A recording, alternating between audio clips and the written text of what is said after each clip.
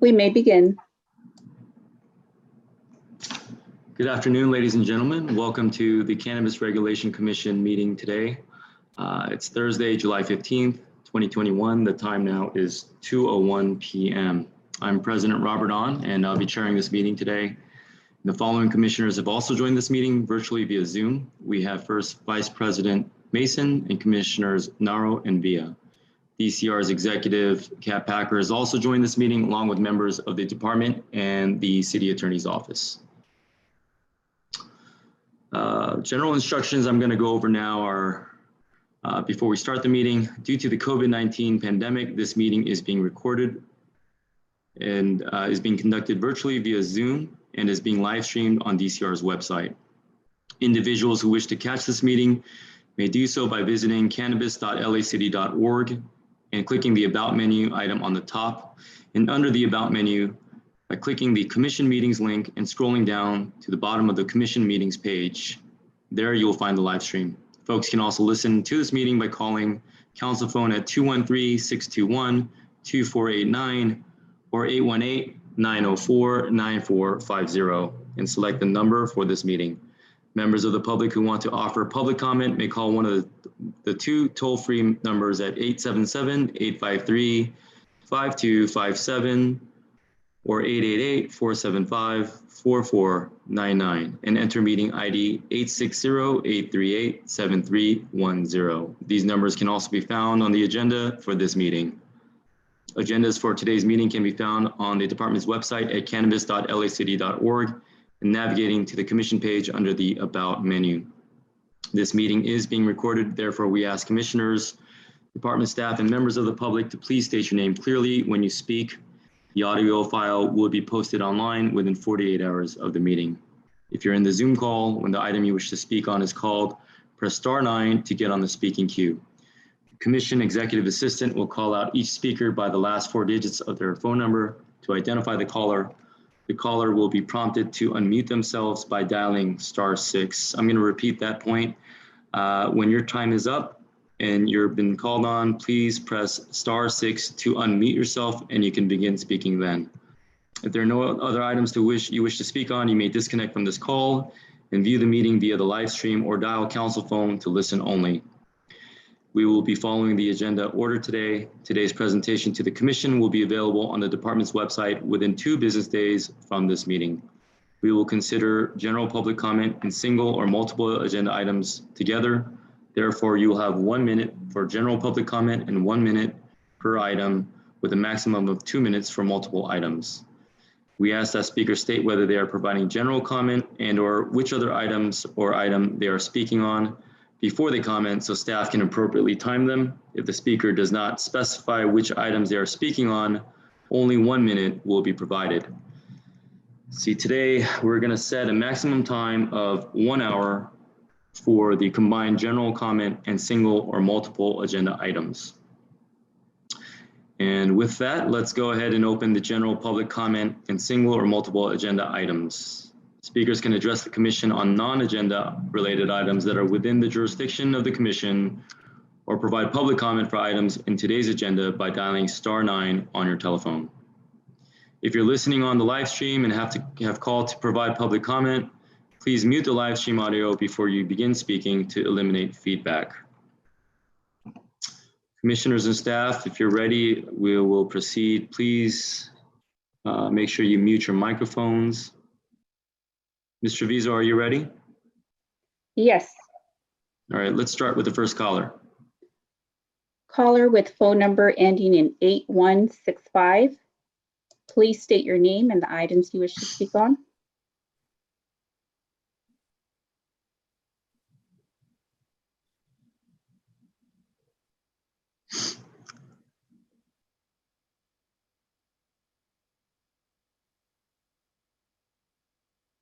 Yes. Hello? Yes, please state your name and the items you wish to speak on. Yes, my name is Rick Reyes. I'm calling just general information. Sure, you have 1 minute. Yes, I'm a tenant here in Eagle Rock, and I'm calling in regards to the Cornerstone Wellness. It's 2551 Colorado Boulevard. I just want to state that We've been having several issues there. People keep blocking the driveways by the main entrance and on Colorado Boulevard and by the alley on Live Oak. And this happens multiple times to different residents in that area. I've also told customers that buy product from Cornerstone Wellness that they cannot be smoking their marijuana on the main entrance of our building. I've also, customers also take the parking of other businesses and the residents that live there but don't have parking, to place their vehicles. Also, the smell from marijuana from that building comes over to where we live. And I've also heard customers many times argue over parking. So, it's just, it's a nuisance and is disturbing the peace in the area.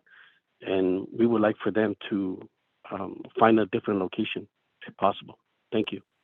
Thank you.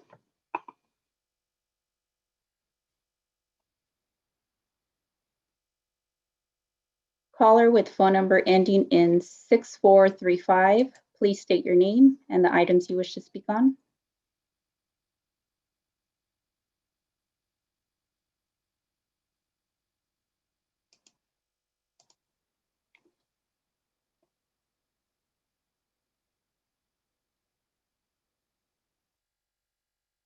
Hi, my name is Ruby Condon. I live on Campus Road down the street. I have a general comment. Thank you. You have 1 minute. Thank you. About 5 houses down from Green Earth Collective, which is where the fatal shooting happened a few weeks ago. And this is not an isolated incident. I'm young, I'm 19, and being a teen on the street, a new driver on the street, with parking blocked off, I'm regularly walking, from a block down late at night, which has been especially scary after, the heightened violent response. I've also, witnessed my stepdad be assaulted, neighbors. It's just created a really unsafe atmosphere, and so we would really, really love to see them gone. We've really tried to work peacefully with them, and they have just refused. So, yeah, thank you. Thank you. Caller with phone number ending in 8975, please state your name and the items you wish to speak on.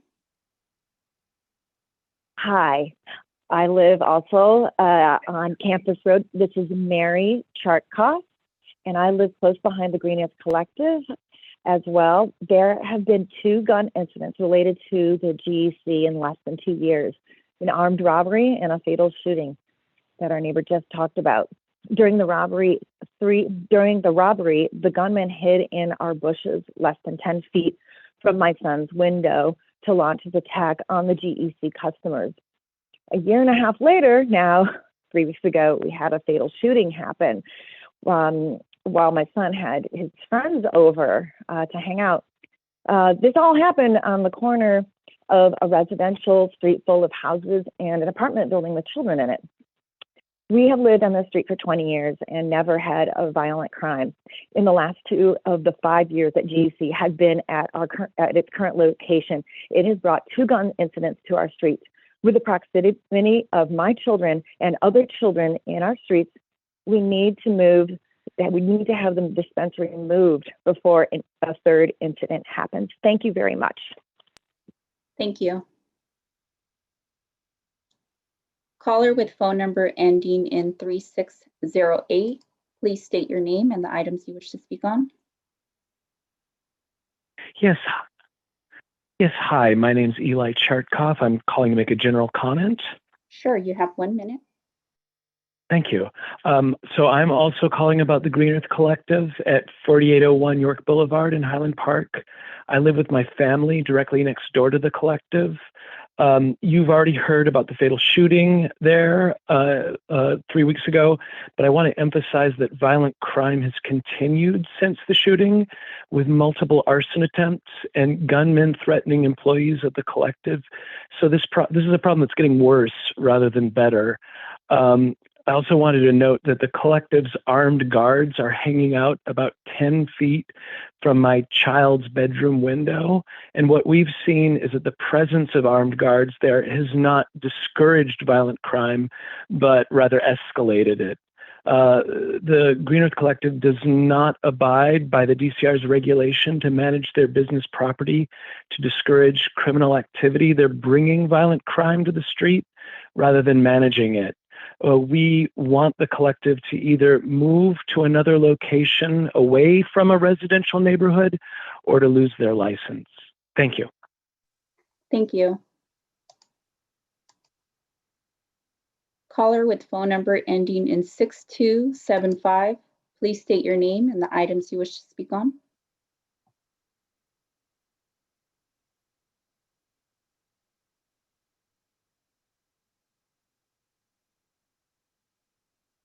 Hello? Hello? Yes, please state your name and the items you wish to Yes. speak on. Yes, my name is Henry. I'm a social equity applicant that just went through the PCN process. Would like to make a comment regarding that process. It was done very poorly. There was no no time limits were given after the submittal was done. LAPD within 2-3 days started issuing letters to the applicants that they are against it. There's many PCN applicants that feel that way as well. This PCN process needs to be done again as soon as possible, since we've been holding on to these properties for almost 2 years and continuing to do so. So I would ask the commission to address this issue as soon as possible and get the PCN process back and done as soon as possible, so social equity applicants can reapply, redo it again, so we can have a fair chance of getting our licenses. That's it. Thank you. Thank you. Caller with phone number ending in 8400, please state your name and the items you wish to speak on.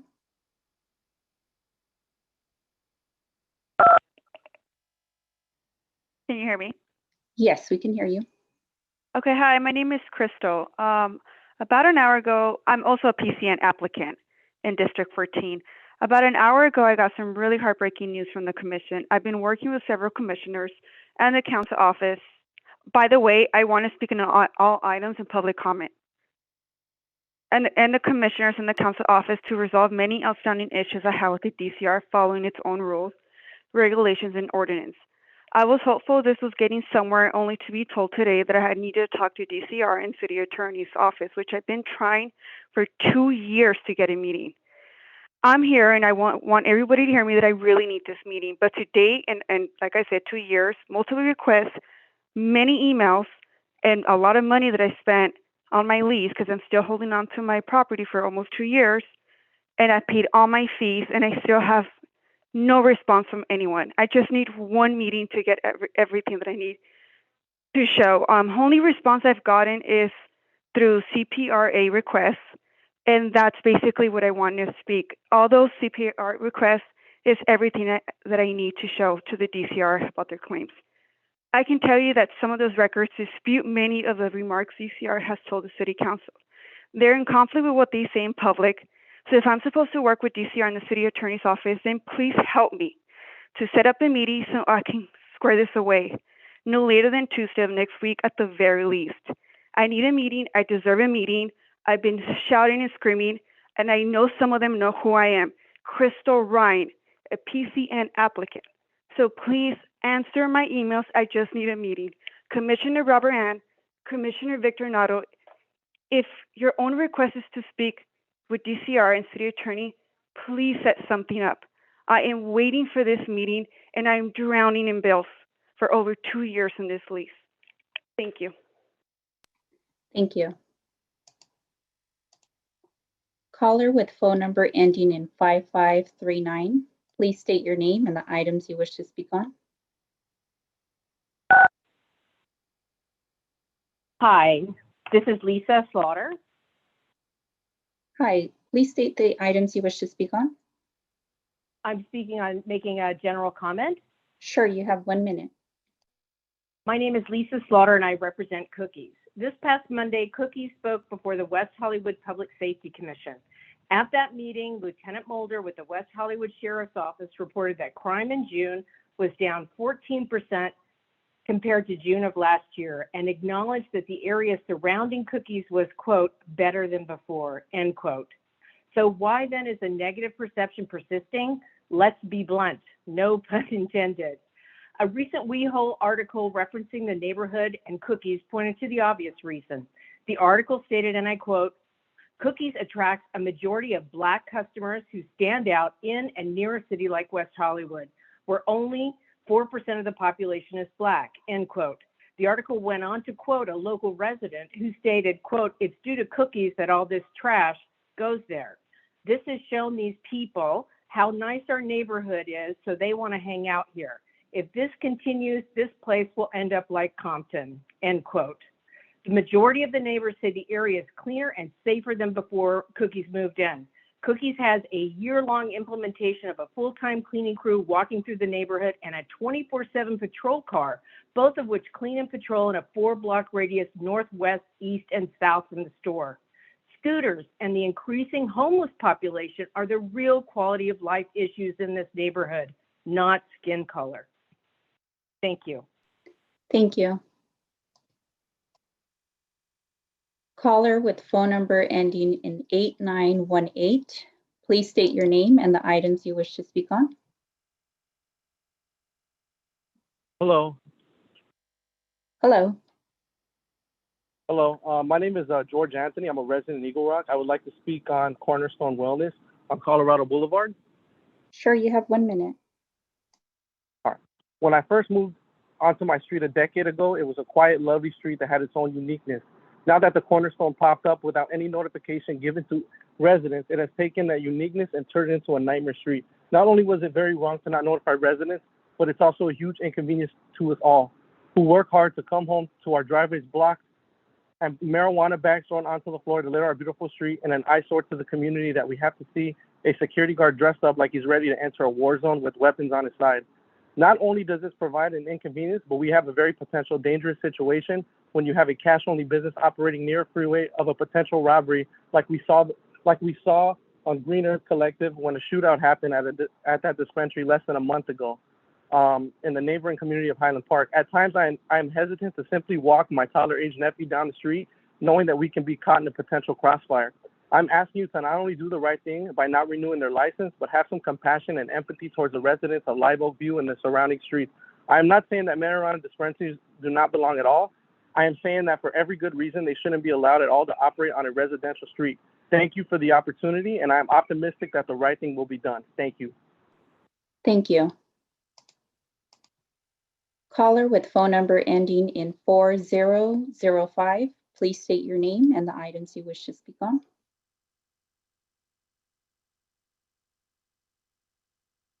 Hi, my name is Elena Riley, and I want to talk about Green Earth Collective. Sure, you have 1 minute. Thank you. I just want to say that I'm pro-cannabis and have nothing against dispensaries or Green Earth Collective specifically, but that doesn't change the fact that their location is unfit for a dispensary. I know it's commercially zoned, but this part of York is almost completely residential, and it's not equipped to handle the high volume of traffic and long business hours that a dispensary conducts. Almost all customer activity is funneled onto Campus Road, which has brought myriad issues to the street, including violent crime. I've only lived here for 4 months, but I have witnessed 2 fender benders in front of my house, a fatal shooting, and at least 1 arson attempt on the dispensary in the middle of the night. I also want to point out that dispensaries aren't just a business. No other businesses have to have an armed guard present during all hours of operation. We have someone in a bulletproof vest walking in front of our house 7 days a week. Zoning laws need to be amended to prevent dispensaries from operating on residential streets. and dispensaries should not be allowed to renew temporary licenses year after year without any notice or input from the people who live on that street. It's a blind spot in regulation that needs to be fixed. Thank you. Thank you. Caller with phone number ending in 0940, please state your name and the items you wish to speak on.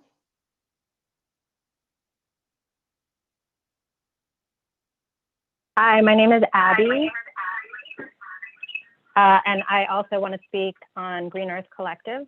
Sure, you have 1 minute. Okay, I live on Campus Road as well. My family has personally had to call the police 3 times since the GEC opened. Once when my husband was assaulted by a customer who left his car parked in our driveway. Once when my daughter witnessed the armed robber who was hiding in the residential home adjacent to the Green Earth Collective.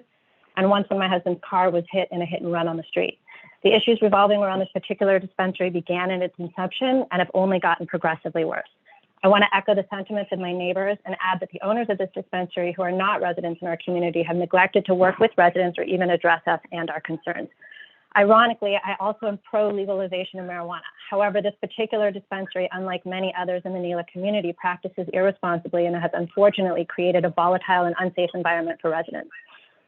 In addition, residents on the street were not given notice when the GEC moved in and an opportunity to voice our concerns to the neighborhood council. Neither were we given notice when they expanded their business. This is in clear violation of the democratic system we have set up.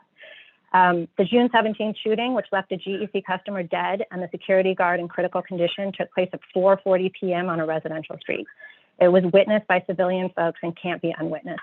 And sadly, we all saw this coming. It was preceded by parking infractions, assault, robbery, and, you know, I think the concern now is what next.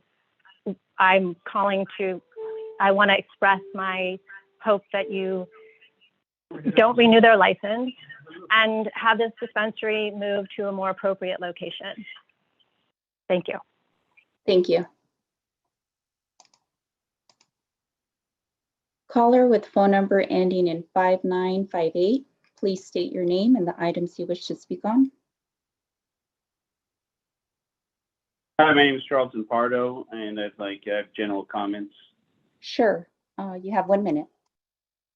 I too reside on Campus Road with my family. You know, the dispensary, after it came in, we had a very big turn of events in this area. We were very close proximity to Occidental College, which at one point was rated the #1 school on the West Coast, and as you know, former President Obama attended. But since then, we've had this dispensary pop up, and again, I'm pro cannabis, but you know there should be some general criteria as to the type or areas that they should be allowed to operate in. As other callers mentioned, we are in a predominantly residential area. The street does not accommodate for the traffic flow. The pedestrians or the people in line for the dispensary, they flow out into the residential home areas. There's been parking violations, littering, loitering violations as of yesterday when we were told by the interim liaison there that they'd be handling the traffic. And just a few days later, we've got cars parked in red, blocking a very narrow street. Police came and were able to get that person to leave. We've talked about the shooting. I have very disturbing audio from that shooting, which I will not take the time to play now. But at this point, the police are telling us that their hands are tied, and we need better guidelines. Thank you. Your time is up. Thank you. Caller with phone number ending in 5080, please state your name and the items you wish to speak on.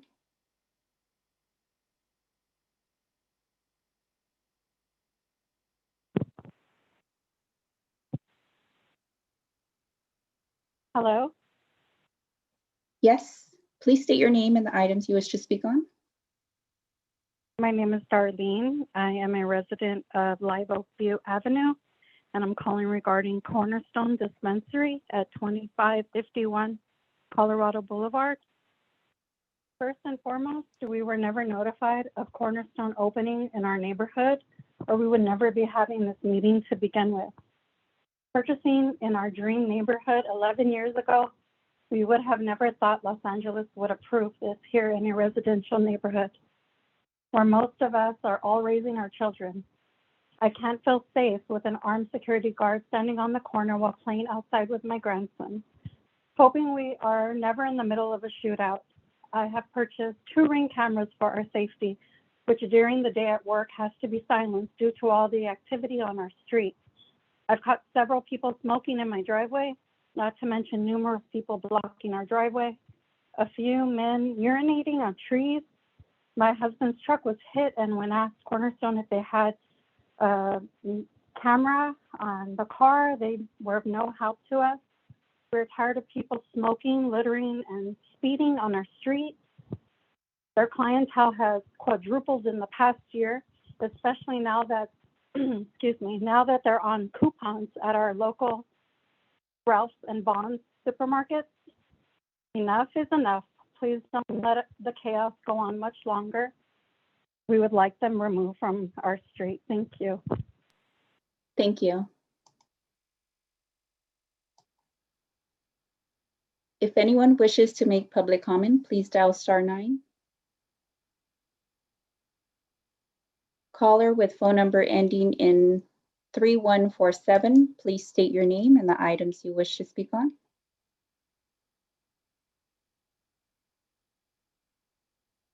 Hello, my name is Caitlin Lanoff.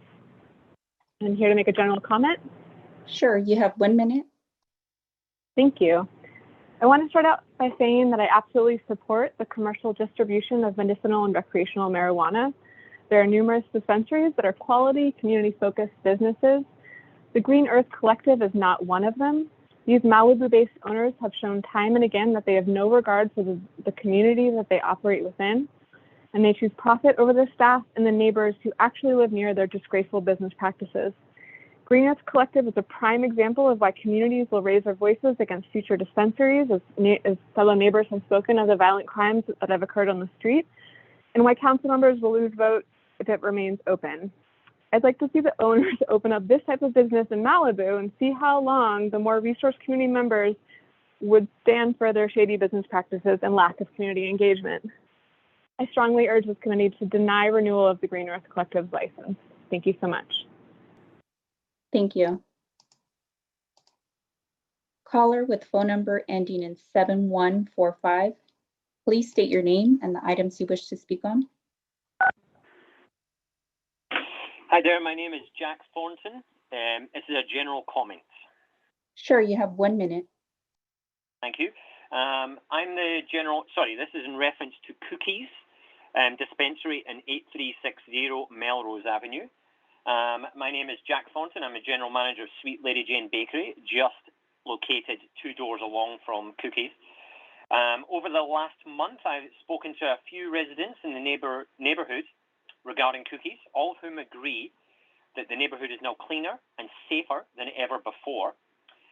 People seem to forget that parking and loitering were always problems in West Hollywood ever before the dispensary opened. Those problems have significantly diminished, and not because they were related to or caused by Cookies, but because Cookies, unlike any other business, has a 24/7 patrol car in the neighborhood and 7-day-a-week cleaning crew that covers residential areas around 2 to 3 blocks from the store. I believe the improvements Cookies has made has directly related to the economic impact we are seeing in the area. An example is a long vacant retail property that has just been leased and is bringing more and more custom and business to the neighborhood. Please come see our neighborhood and the surrounding area firsthand. I think you'll see a cannabis store that operates beyond compliance, a community partner, and an economic vibrancy that is well needed in these times. Thank you for your time and have a lovely day. Thank you. Caller with phone number ending in 0558, please state your name and the items you wish to speak on. Hi, my name is Robert, and I'm calling on Cornerstone Dispensary in Live Oakview. Sure, you have 1 minute. Cornerstone Dispensary has brought nothing but problems to our neighborhood, beginning with parking. Their employees park on the block, as well as the 50-plus customers they receive per day. Customers constantly block residents' driveways, park in red zones, double park, and block fire hydrants. These customers often smoke their marijuana in our driveways or on the sidewalks standing to the front of our home. This doesn't include all the trash that they leave behind. This poses a danger to families with young children, as I have young children, on the block, as we now have strangers, and worse yet, strangers that are now walking around under the influence. Residents contact parking enforcement, and they arrive. If they arrive a day late. The residents are forced to have to make negative, dangerous encounters with customers regarding the parking issues, trash left behind, or marijuana being smoked in their neighborhood. These are just some of the frustrations that we deal with daily. Based on the fact that Cornerstone's current location negatively impacts all the residents, I request their license not be renewed. Cornerstone's type of business and the traffic it generates is not suitable for our neighborhood. Thank you. Thank you. Caller with phone number ending in 6742, please state your name and the items you wish to speak on.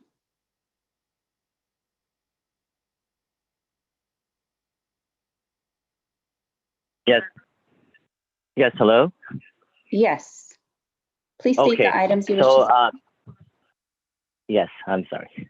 My name is Ellie Zari, and I live also on Live Oak View Avenue here, and I'm calling about that dispensary that's just, I've been a resident here since 1994, and I've seen the deterioration of this,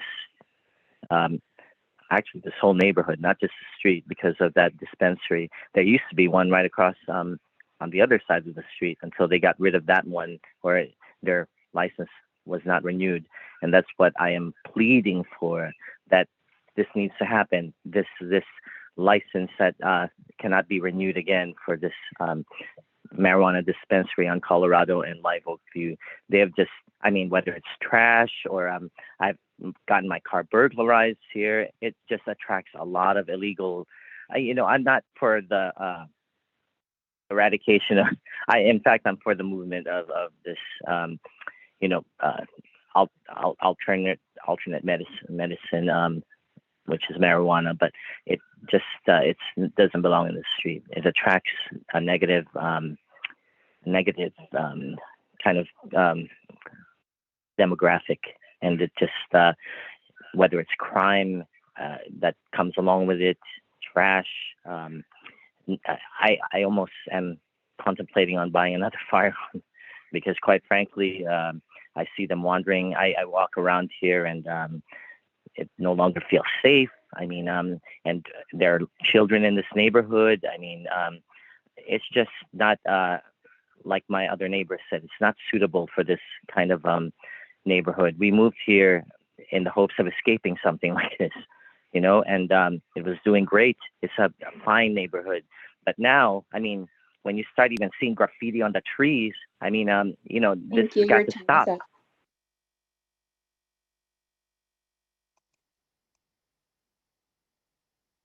Caller with phone number ending in 0432, please state your name and the items you wish to speak on.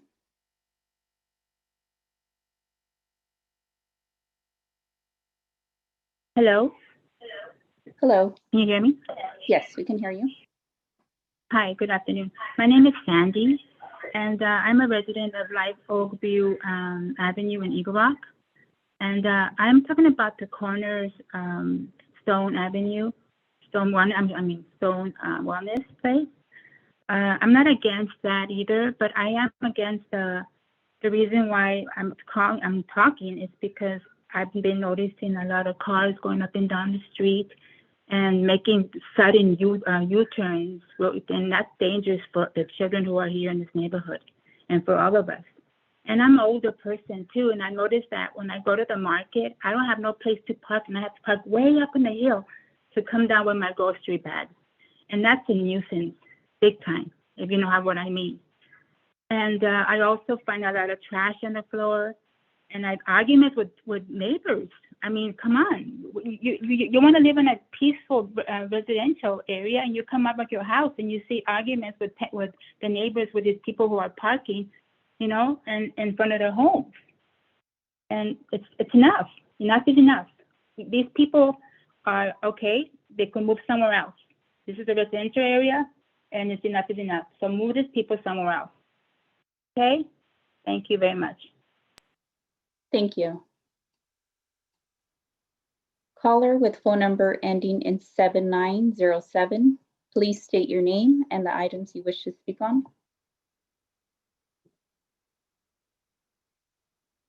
Hello, Hello.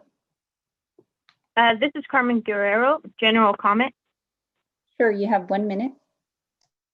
I am the CEO manager of Timberwolf Private Security for Cookies Melrose. I'm here to provide you with the monthly update of Cookies, and I am pleased to report that over the course of the past month, Cookies has not received any complaints from neighborhoods or from neighbors and law enforcement. We continue to send weekly emails to LAPD Officer O'Brien, Lieutenant Mulder with the West Hollywood Sheriff's Department, outlining all security perimeters we have in place, and we are asking for feedback with any complaints that they receive. We also had a virtual meeting on June 8th with both Lieutenant and Officer O'Brien.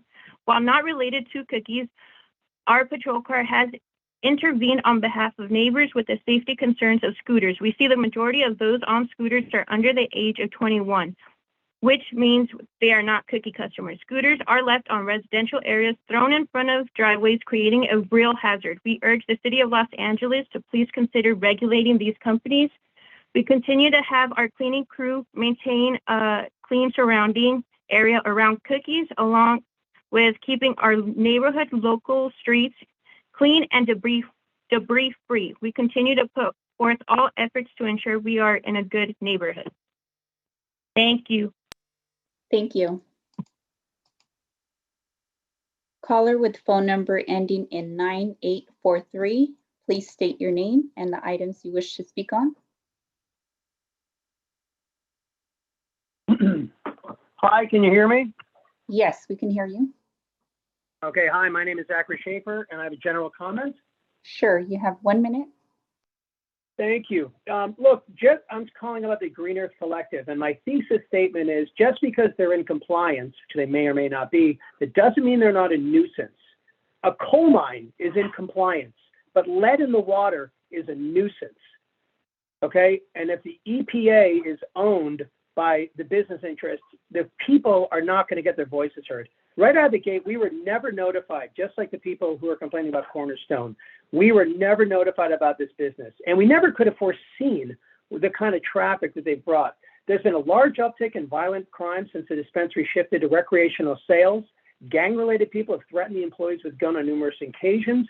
Someone attempted to burn the building down. This is a hitherto unseen level of crime on our street. While York Boulevard is zoned as commercial, Campus Road is not. However, all of the store's traffic is funneled onto our street. They have no parking. They've lied to us about building parking, and they never have. All the customers park on our streets. The line outside the store is on our street. The armed security guard is on our street. The armed security guard is only there because this is a cash business, which has a huge risk of robberies, both of clients and of the store itself. This is inappropriate for a neighborhood like this. This has led to a rise in armed robberies on our street. The store might be in compliance with zoning laws, but as residents, we feel that due to they're open 13 hours a day, 7 days a week. The business that this store does is too much for this space, okay? And because there are so few dispensaries in Northeast Los Angeles and the store's prices are suspiciously low, they attract customers constantly. So the entire, we have Thank you, your time is up. Involved. Please do not renew their license. Thank you. Thank you. Caller with phone number ending in 1066, please state your name and the items you wish to speak on.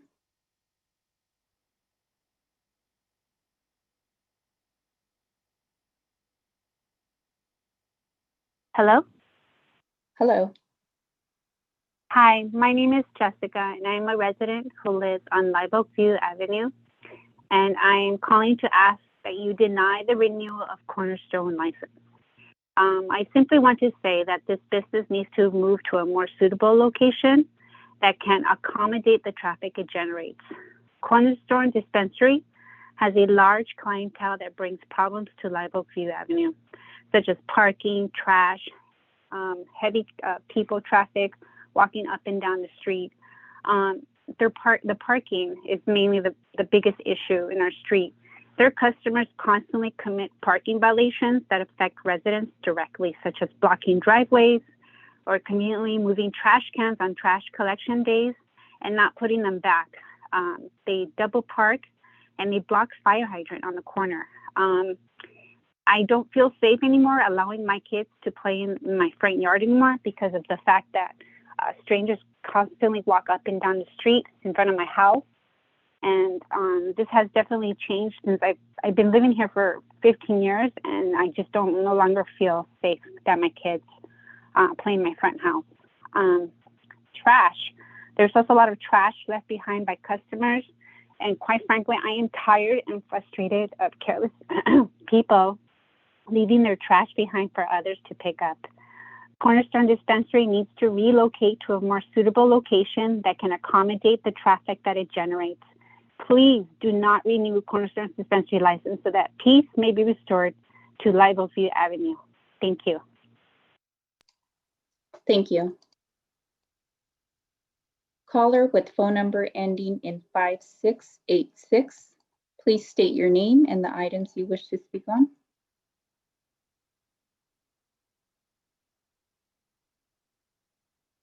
Hello, my name is Sebastian. I live in downtown, across the street from Sciatec Los Angeles, which is a public school. And recently, the department has moved forward a PCN application right near that school. And I know there's been some questionable calls about it, and some changes in the amendments have been changed for the school recently. And they're depending on the CDE site for a school to be listed. I've contacted the CDEs, and they confirmed that it's an optional to list your school on the site. So if a school does not decide to list their school on the directory, how is the department going to make that decision if that school is legit or not? For example, Sciatec has been around for over 20 plus years, has 13 locations, but they only have their main corporation located on the CDE site. The neighbors oppose for Green Queen to move forward near the Sciatec location. Thank you. Thank you. Caller with phone number ending in 8260. Please state your name and the items you wish to speak on.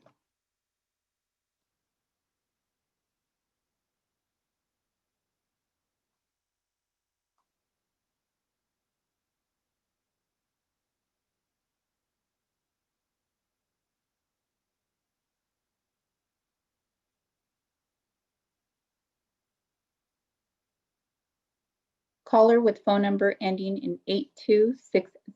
Please state your name and the items you wish to speak on. Sure. So I was hearing you. Hi, my name's Tony. I'm a resident of Live Oakview, and I'm calling to address the negative effects that the Cornerstone Dispensary has on our neighborhood. I've been a resident here for 16 years. My children played catch on the front yard. My grandchildren won't be able to. Not with the people coming constantly motoring up and down our street, fighting for parking spots, leaving packets, smoking, getting high right in their cars in front of our place. What else can I address? Leaving trash. It's hard for me to put all this together in 60 seconds, but they have negatively impacted this neighborhood. It's gone from a nice quiet street to just a constant flow. It never stops. Parking is a big issue, blocking our driveways. People, unrulies walking up and down the street. Some people are great, some people just aren't. And can't say anything. I've had arguments myself with people that have parked in my driveway, covered it by 2/3. Actually, one of their employees did for a week until I caught the person, and they were very nice. They stopped afterwards, but my driveway was blocked every day for a week until I caught them and said, "Why are you doing it?" It's inconsiderate acts like this that need us to that cause us to want them out of here. So we'd like you to not renew their license, move them on to a better neighborhood, and let them live long and be wealthy, just not here. Thanks. Bye-bye. Thank you. President On, I don't see any more raised hands.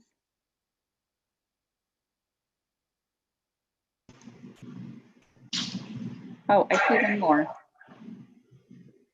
Caller with phone number ending in 8170. Please state your name and the items you wish to speak on.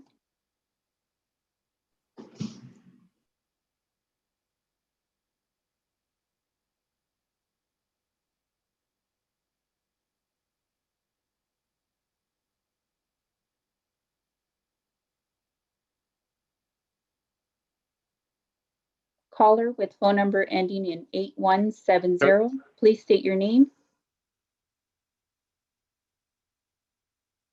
Daniel, I'm calling in regards to the Green Earth Collective. Sure, you have 1 minute.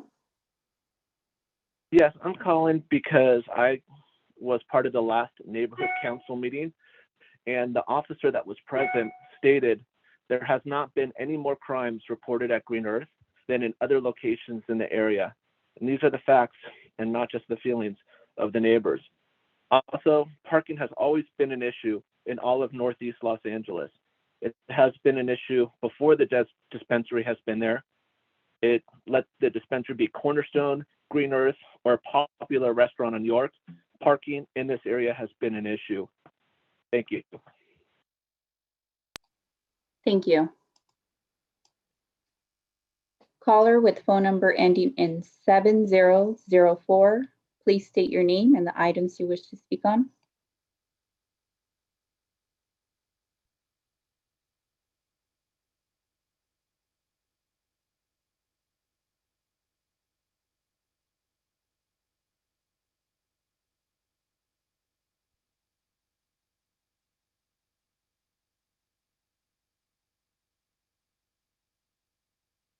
Hello, Yes.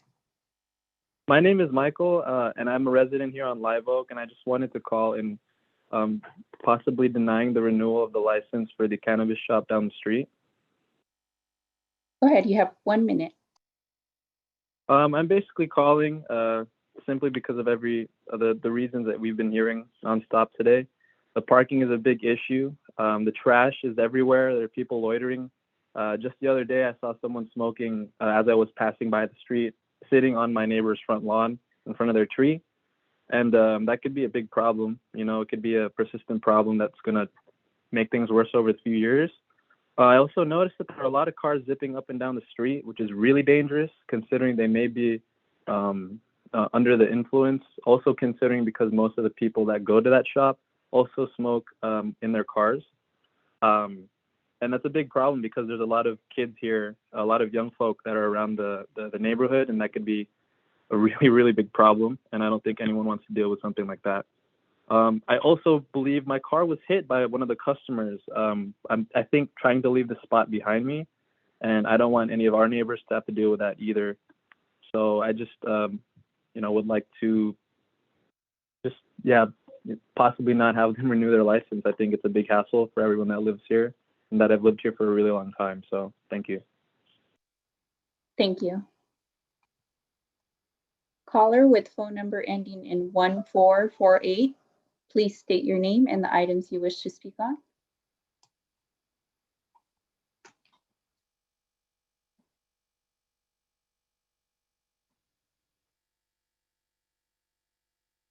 Yes, Justin Gutierrez speaking a public comment about the Green Earth Collective.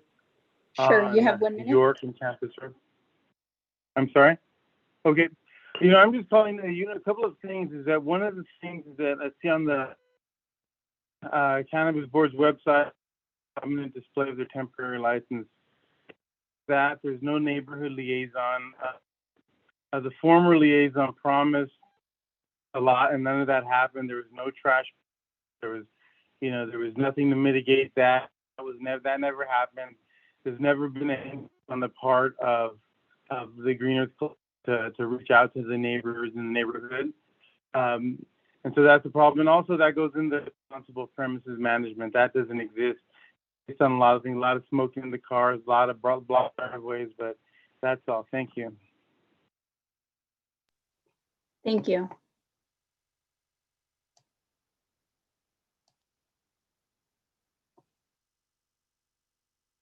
President On, I don't see any more callers.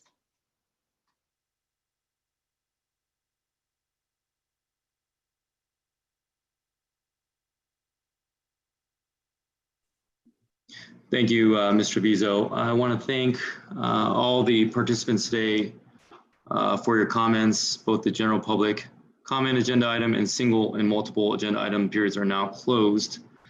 And we'll move forward to the agenda items. Item number one, it's that time of the year again. It's already been a year.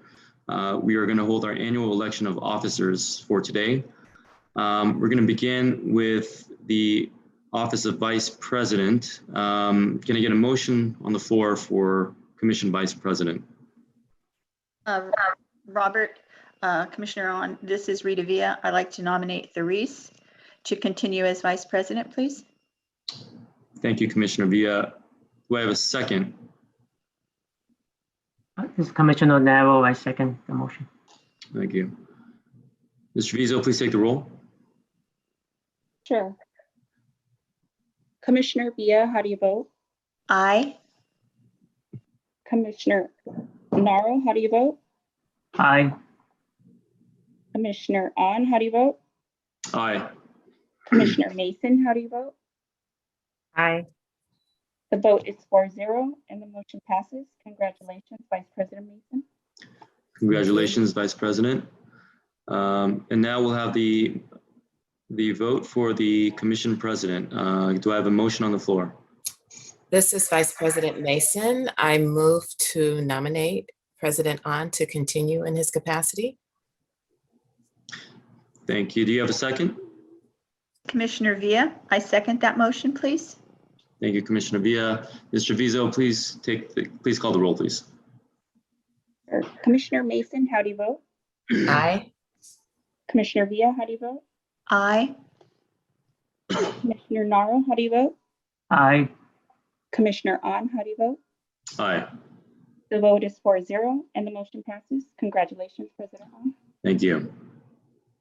Okay, let's move on to item number 2 on the agenda. Item number 2 is the Executive Director's Report. Ms. Packer, whenever you're ready. President On, we. Oh, I'm sorry. Did I skip the minutes? Okay. Commissioners, you should have received a copy of the minutes. If you have any comments, please speak now. Otherwise, I'd like to entertain a motion to approve those minutes. Commissioner On, this is Commissioner Villa. Yes, I do have a comment on the minutes. There is an error in that under the section where we was asked to address future agenda items requests. I had requested that our Director Packer respond to the propriety of naming cannabis businesses with names that could be confused by individuals as being for a different purpose, like an ice cream company or something like that.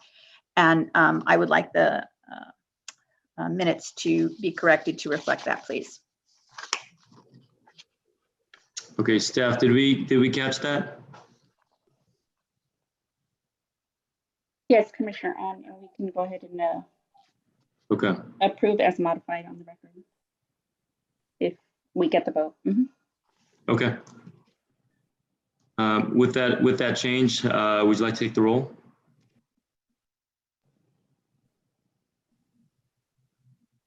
Do we have a first and a second? This is Vice President Mason. I will move that the minutes be approved as revised. I second that motion. This is Commissioner Villa. Thank you. All right, now let's take the roll. Commissioner Mason, apologize. Vice President Mason, how do you vote? Aye. Commissioner Villa, how do you vote? Aye. Commissioner Naro, how do you vote? Aye. But President On, how do you vote? Aye.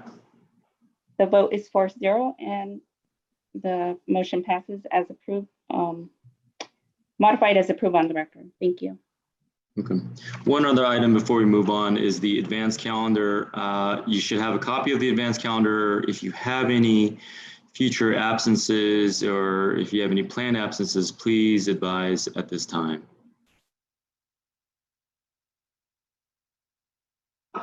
Okay.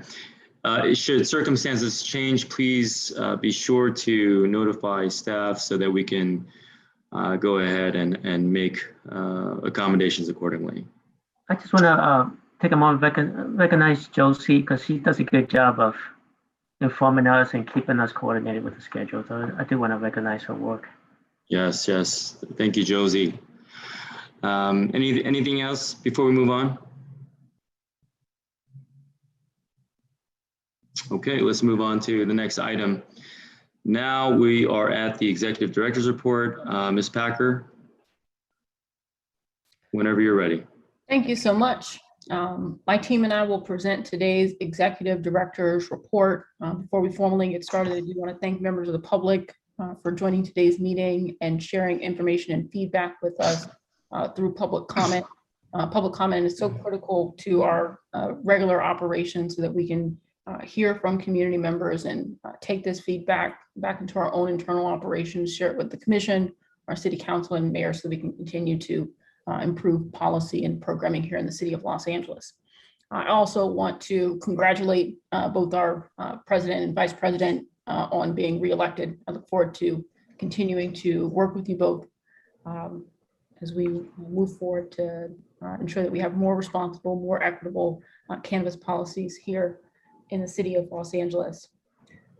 My team will be sharing the bulk of today's report. I'll try and do a conclusion at the end, but move to the next slide, please. So today's report will cover the status of the city's cannabis licensing and social equity program, including a summary of activities since the last meeting of the Cannabis Regulation Commission, which will include updates on the following. We'll share information about our licensing program, specifically information regarding Phase 3 Retail Round 1 application processing, PCN application processing, and application modifications. Similarly, we will share information that provides an overview of recent amendments to Article 4 and 5 of Chapter 10 of the Municipal Code relating to licensing and land use restrictions. And we will also share information about our social equity program to include information regarding our seed grant program and business licensing and compliance assistance. I will now hand things over to our public relations specialist, Raina Plummer, who will quickly review topics that will be discussed. Thank you, Director Packer. I will now continue with a summary of DCR activities since the last meeting of the Cannabis Regulation Commission. At the May 20th, 2021 Cannabis Regulation Commission meeting, in addition to providing a summary of DCR activities since the previous meeting, DCR shared new information, including but not limited to an executive director's report regarding the status of the city's cannabis licensing and social equity program, including a summary of activities since the previous meeting, general administration, licensing program updates to include information regarding Phase 3 Retail Round 1 application processing, PCN application processing, and application modifications. Social equity program to include information regarding the seed grant program. In addition, there were another agenda item for the Spark program report on DCR's interactive citywide outreach campaign, which is called Spark, administered in partnership with MBI. And the last agenda item was for Business Licensing and Compliance Assistant Program Report, an overview on DCR's Business Licensing and Compliance Assistance Programming and Curriculum Development and Training. I will now continue with updates related to our activities to date. The Department of Cannabis Regulation is taking every precaution possible to prevent the spread of COVID-19. To help protect the health of our customers and staff, and in line with Mayor Garcetti's directive, DCR has implemented the following. Cannabis Regulation Commission meetings will continue to be held virtually and telephonically until further notice. DCR's public service counter is currently closed. DCR is conducting virtual inspections. DCR licensing and information services are still available online at cannabis.lac.org or by phone at 213-978-0738. For more resources about COVID-19 from the City of Los Angeles, please visit corona-virus.la. Beginning April 5th, 2021, the Department of Cannabis Regulation changed its operating hours of its licensing and information services, or virtual public counter. The virtual public counter is now available Monday through Thursday, 10 a.m. to 4 p.m., and closed on Fridays and holidays. Virtual public counter services include the operation of DCR's general phone lines and email systems.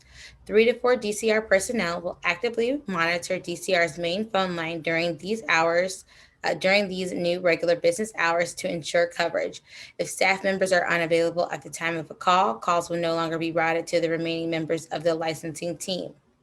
DCR staff will return voicemail messages within 3 business days to callers who leave appropriate contact information, which includes a full name and phone number. We are making this operational change in order to dedicate more staff time to license application processes. As such, DCR staff will not be available to answer DCR's phone line nor respond to emails on Friday. Instead, on Fridays, DCR's licensing staff will be focused on license application processing, virtual inspections, and modification requests. In June 2021, Director Packer was featured in High Times Magazine. The piece focused on cannabis policy in Los Angeles, cannabis policy reform in general, social equity programs, and her role as Executive Director of the Department of Cannabis Regulation. On July 14th, 2021, Director Packer joined the Los Angeles County Commission on Alcohol and Other Drugs, where she spoke about the development of LA's cannabis policy, successes and challenges the department has faced, current cannabis policy trends, updates, and strategies to dissuade the unlicensed market.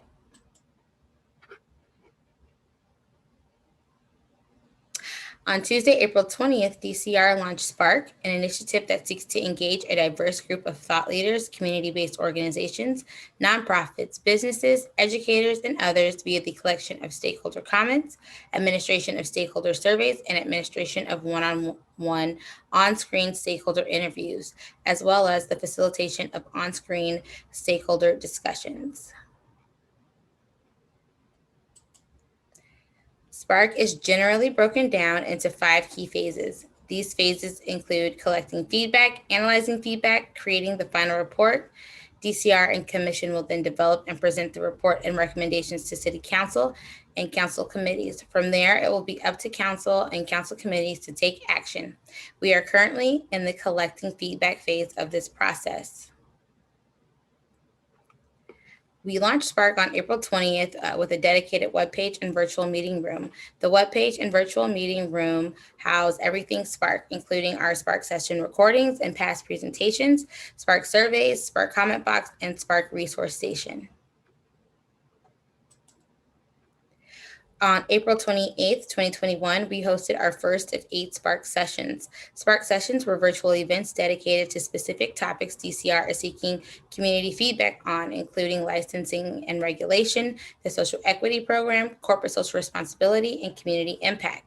Spark sessions 2 through 7 included a stakeholder comment period for the hour prior to the beginning of the session, and this provided opportunities for participants to share direct feedback up to 2 minutes with the department. In addition, sessions 5 through 8 included breakout rooms that allowed for the direct feedback and recommendations from participants. During the breakout rooms, we heard from participants and included their ideas and suggestions on whiteboards as graphical representations, which you can see here on the right of the screen. The recordings and whiteboards from the Spark sessions are available in the Spark virtual meeting room and on the DCR website. And thank you to everybody who joined us for these Spark sessions. We had a great time interacting with everyone throughout those Spark sessions. And again, you can view the past sessions, including the discussions from the breakout rooms and the whiteboards on the virtual meeting room. We have also launched Spark surveys. Spark surveys are substantive surveys of specific topics DCR is seeking community feedback on. These surveys will provide DCR with direct feedback from all participants on existing policies and programs and ways we can expand services and programs. In the past 2 or 3 weeks, we have added 2 new Spark surveys to the virtual meeting room alongside the 2 current Spark surveys.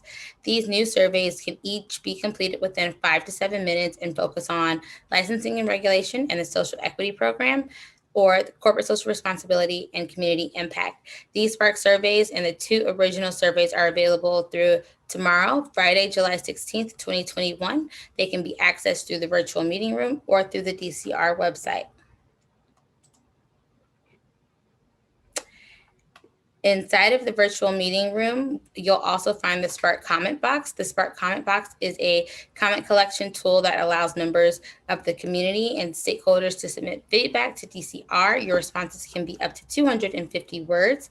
The Spark comment box is available through tomorrow, July 16th, 2021, and again, can be accessed through the virtual meeting room or the DCR website. Although the Spark surveys and comment box close tomorrow, the virtual meeting room will still be available for anyone to view for the next few months. The resources inside of the virtual meeting room are still available to be downloaded and viewed. Folks can also stay connected to the Spark campaign and receive future updates through the DCR website, our DCR email list, our Spark email list, as well as getting updates on the campaign and initiative and recommendations and report at future Cannabis Regulation Commission meetings. And now I will provide a few policy updates. On June 28th, 2021, the governor signed the state budget, which included provisions to consolidate the 3 state cannabis licensing agencies into one Department of Cannabis Control, and included funding intended to aid local agencies to move applicants through the state annual licensing process. I will now pass the presentation over to Rocky Wiles, Compliance and Operations Manager, to provide additional policy updates. Good afternoon, Commissioners. Good afternoon, everybody. I'm going to briefly address recent code amendments. On July 4th, 2021, ordinance amendments to the document requirement for temporary approval related to proof of deposit for Phase 3 Retail Round 1 applicants became effective. Those amendments also extended the cannabis application renewal fee payment deadline for all applicants for years 2019, 2020, and 2021 until July 31st, 2021. Since July 31 is on a Saturday, the date will be extended to Monday, August 2nd, 2021. On June 22nd, the City Council adopted additional amendments to Articles 4 and 5 of Chapter 10 of the Municipal Code related to licensing and land use restrictions. These amendments became effective on July 1, 2021. Several of these recent amendments to the ordinance were non-substantive in nature and related to typographical corrections or to provide consistency in terminology across the ordinance. For example, in Section 104.01, we revised the term canopy to cultivation area without changing the definition, because cultivation area is a term that we used throughout the ordinance. Next slide, please. So this table provides a high-level summary of the more substantive changes that we made to Article 4, Chapter 10 of the Municipal Code. This is not a summary of all the amendments. To review all the amendments, please click on the link for each of the 2 amending ordinance at the top of the slide when the presentation becomes available on our website. I'll briefly go through some of these amendments that became effective on July 1. In Section 104.03, we added a civil judgment concerning illegal commercial cannabis activity as a reason to disqualify primary personnel from applying for or holding a license. We also added padlocking at a site as a reason to make a business premises ineligible for licensure. In that section, the PCN process was amended to require that the applicant first submit a pre-application to DCR and pay pre-application fees to determine compliance of the business premises location before the request is transmitted to the city clerk. The PCN request will only be transmitted to council if the location is in compliance with sensitive use restrictions and zoning requirements at the time the location is checked. In addition, the relocation modification language was clarified to allow Phase 3 Retail Round 1 applicants to submit one request to relocate prior to December 31, 2021, and not be subject to the relocation fee. And it also establishes that the application date is when the modification form review fee is paid. These amendments also require that applicants with temporary approval cancel their current temporary approval before DCR may issue a new temporary approval when relocating. A cancellation withdrawal form will be available within 1 or 2 business days on our website. Lastly, the allowable percentage and floor area for physical modification to a business premises increased from 20% to 50% of the existing floor area, and from 500 square feet to 2,500 square feet maximum, whichever is less. Section 10406, changes were made to the requirements to obtain a temporary approval. Applicants no longer have to obtain a state license, but do need to have the state license before they begin to operate. Language was added to state that temporary approval does not waive or otherwise circumvent other city or state requirements or necessary permits from the city, state, or other public agencies, including but not limited to a certificate of occupancy, permit or authorization of the Los Angeles Fire Department, health permit from the County of LA, or authorization from the state. Penalties were added if an applicant is in violation of operational or permitting requirements. Therefore, CR may immediately suspend a temporary approval if the applicant is conducting commercial cannabis activity without all the necessary permits, inspections, or similar clearances to operate from another city, state, or other public agency, or if the applicant is conducting commercial cannabis activity without an active state license for that commercial cannabis activity. In section 104.06.1, clarification related to phase 3 retail round 2 was provided. And lastly, in section 104.20, we reorganized portions of the equity share requirements. Nothing was added. We made some typographical corrections to this section. Next slide, please.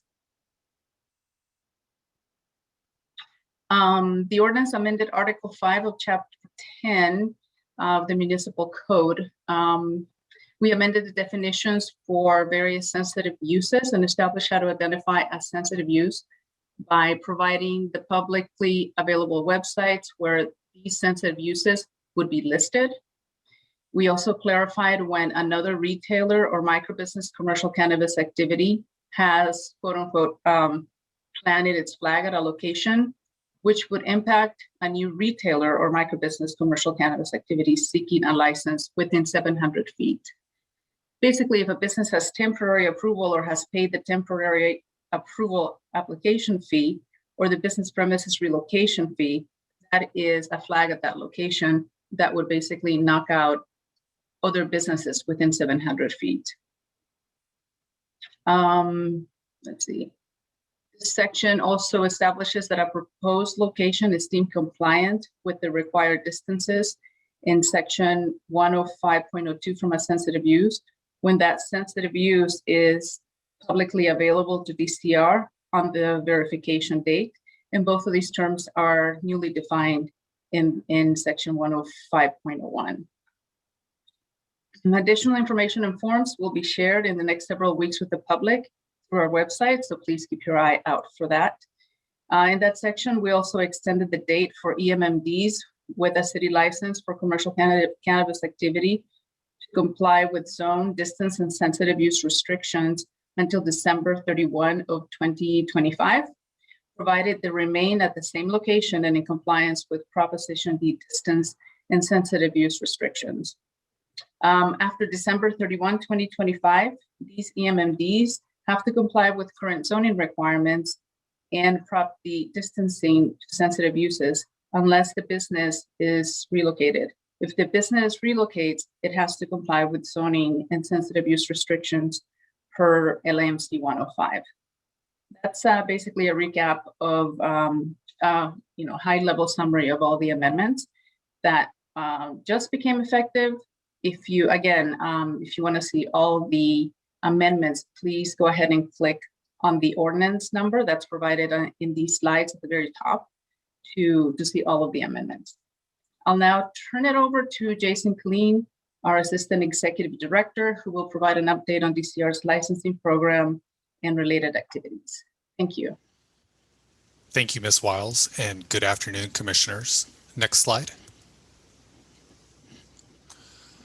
Today, I'll be presenting updates on the licensing program, general licensing program reminders and updates, specific licensing program information related to the newest ordinance 187058, late 2019, 2020, and/or 2021 renewals, phase 2 deadlines, modification requests that result in changes to an existing record, and of course, requests which require a new record. And then of course, the DCR licensing portal maintenance that is undergoing current renovations in order to implement the recently adopted ordinances. I'll briefly touch upon pre-applications, temporary approval applications, and annual applications, as well as the public convenience or necessity request and modification request. DCR is preparing communications, updates to forms, as well as workflows, which will be posted to our website in the coming months, and communications will be emailed to participants that are in different stages of the application workflow process. Next slide, please. First, I would like to just go over some of our numbers.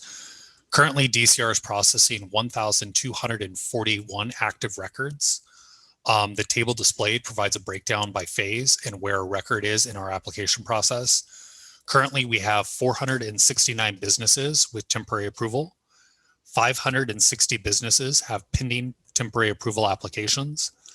208 records are in our pre-application review process, and we have 4 PCN requests that are pending before the City Council. Next slide, please. I just want to briefly highlight what's happening with our phase 3 retail round 1 applications. To date, 77 of the 200 plus businesses have uploaded one or more of their temporary approval documents. 48 of those 77 have uploaded the minimum number of documents to have a completed temporary approval and status of local compliance underway, which enables them to apply for their state license, apply for a DCR virtual inspection, and have executive staff start reviewing their equity share documents for compliance with 104.20. 25 of the 48 businesses have scheduled an initial DCR inspection, and 24 out of those 25 have passed their initial DCR inspection. 10 of the phase 3 retail round 1 applicants have received temporary approval. Based on the changes to the code, the document review, the initial DCR inspection, and having the equity shared documents deemed approved or compliant with 104.20 are the only requirements now for us to issue temporary approval. So there's approximately 14 businesses that are undergoing equity share review that may receive their local temporary approval in the next few weeks or months. Next slide, please. This slide is associated with just general licensing program reminders. The DCR licensing portal is going to be down for new pre-application records until October 1st, 2021. The revisions to the Los Angeles Municipal Code are requiring us to update the workflows and how documents are submitted to the department, as well as how documents move from the pre-application review process into the temporary approval process, into the annual application process, as well as modifications to the PCN and the modification process. So for right now, we are not currently accepting new pre-application records. Our focus is on getting all of the pending records that do not have temporary approval re-reviewed under the new ordinance, which is less restrictive, in hopes of moving the applicants that are already in the process forward. And then the goal is to get as many of those applicants to a status of temporary approval before we reopen the portal and start accepting new applications. Of course, when we do start accepting new applications, the process is going to be heavily streamlined, and I'll get into that later on in the presentation. DCR only provides services after an application and/or licensing records are deemed filed. Filing requires that the record is successfully submitted and all applicable fees are paid. Unless an eligibility determination is required by law prior to invoicing, DCR does not provide any type of feedback and or review on a record until it has been deemed filed. And then of course, all service requests that are submitted on or after September 1st, 2021 are going to be must be paid in full and be remitted with all of the required information to be deemed filed. Incomplete requests will not be deemed filed. To date, folks have piecemeal documents to the department, or they've requested to only pay for certain activities that they've applied for with the Office of Finance. That type of service delays the processing of the entire application because nothing can move forward until everything has been reviewed and accepted. So we will no longer be allowing folks to piecemeal either their document submission or their payment prior to the application being deemed filed. So basically, if they don't submit everything and pay for everything, it's not deemed filed until everything comes in. Next slide, please. These slides are going to be dedicated to updates on reminders and recent communications that have been sent to applicants and licensees. On May 11th, the LA City Council approved Ordinance 187058. That allowed for a one-time late submission of 2019, 2020, and or 2021 renewal applications. That ordinance became effective on July 4th, 2021. So over the July 4th holiday weekend, DCR staff prepared invoices, updated record statuses to a status of eligible for renewal, and then sent communications on July 6th, which was the first business day after the ordinance became effective, to parties that would have an opportunity to submit late renewal applications and or pay late renewal fees. Both the application and applicable fees must be submitted by July 31st, 2021. July 31st is a Saturday, therefore the due date carries over to the next business day, which is Monday, August 2nd, 2021. Applicants who do not pay their fees and or submit an application will, 1, no longer have local authorization. 2, they will be required to cease operations. 3, they will have a status of expired license associated with their record. And 4, they will not be allowed to engage in commercial cannabis activity until a new application is submitted to DCR and a new temporary approval or license is issued. Next slide, please.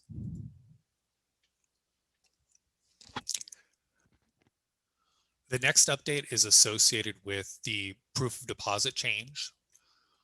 Ordinance number 187058 removed proof of deposit as a standalone application requirement for Phase 3 Retail Round 1 applicants and allowed DCR to re-review applications that were previously deemed ineligible in Phase 3 Retail Round 1 due to a failure to include a separate proof of deposit.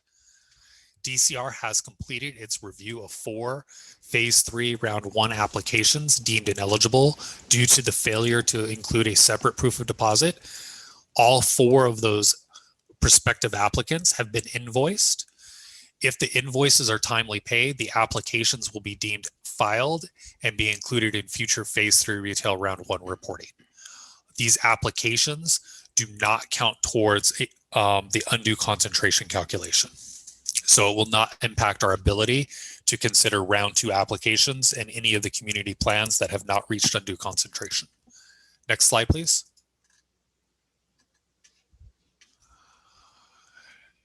Recently, a number of PCN requests that were pending for, before the City Council expired and were deemed denied by an operation of law, which means that the City Council did not adopt a finding of public convenience or necessity on the applicant's PCN request within 90 calendar days of the date that the city clerk received the PCN request.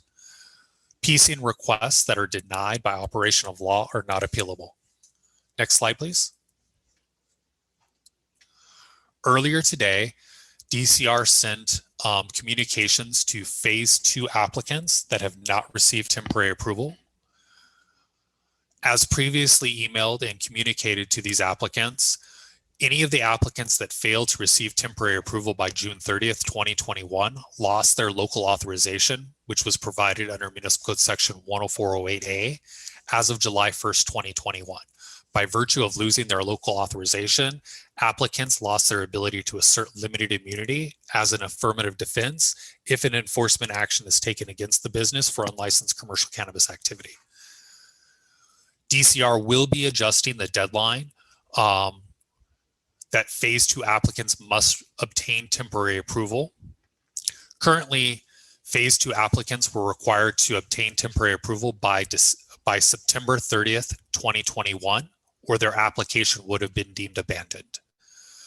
To give applicants that have submitted complete temporary approval applications and have had their modification request approved between January 1st, 2021 and September 30th, 2021, or have a pending modification request before September 30th, 2021, those applications will not be deemed abandoned because they will be held active, and folks will have the opportunity to adhere to the normal processing timelines allowed for getting to a complete temporary approval application and or paying any applicable fees that are due. All applicable payment, filing, and or document submission requirement deadlines will still apply. So if an applicant submits a modification request and that triggers the modification fee as well as additional document review fees, and they do not pay their invoice within 30 calendar days of the issuance date, that request will be deemed abandoned and it may trigger the abandonment of the application. Next slide, please. Before I turn it over to Dr. Brown, I just wanted to touch upon some of the system updates, which are not reflected in this presentation because we're currently working on the system.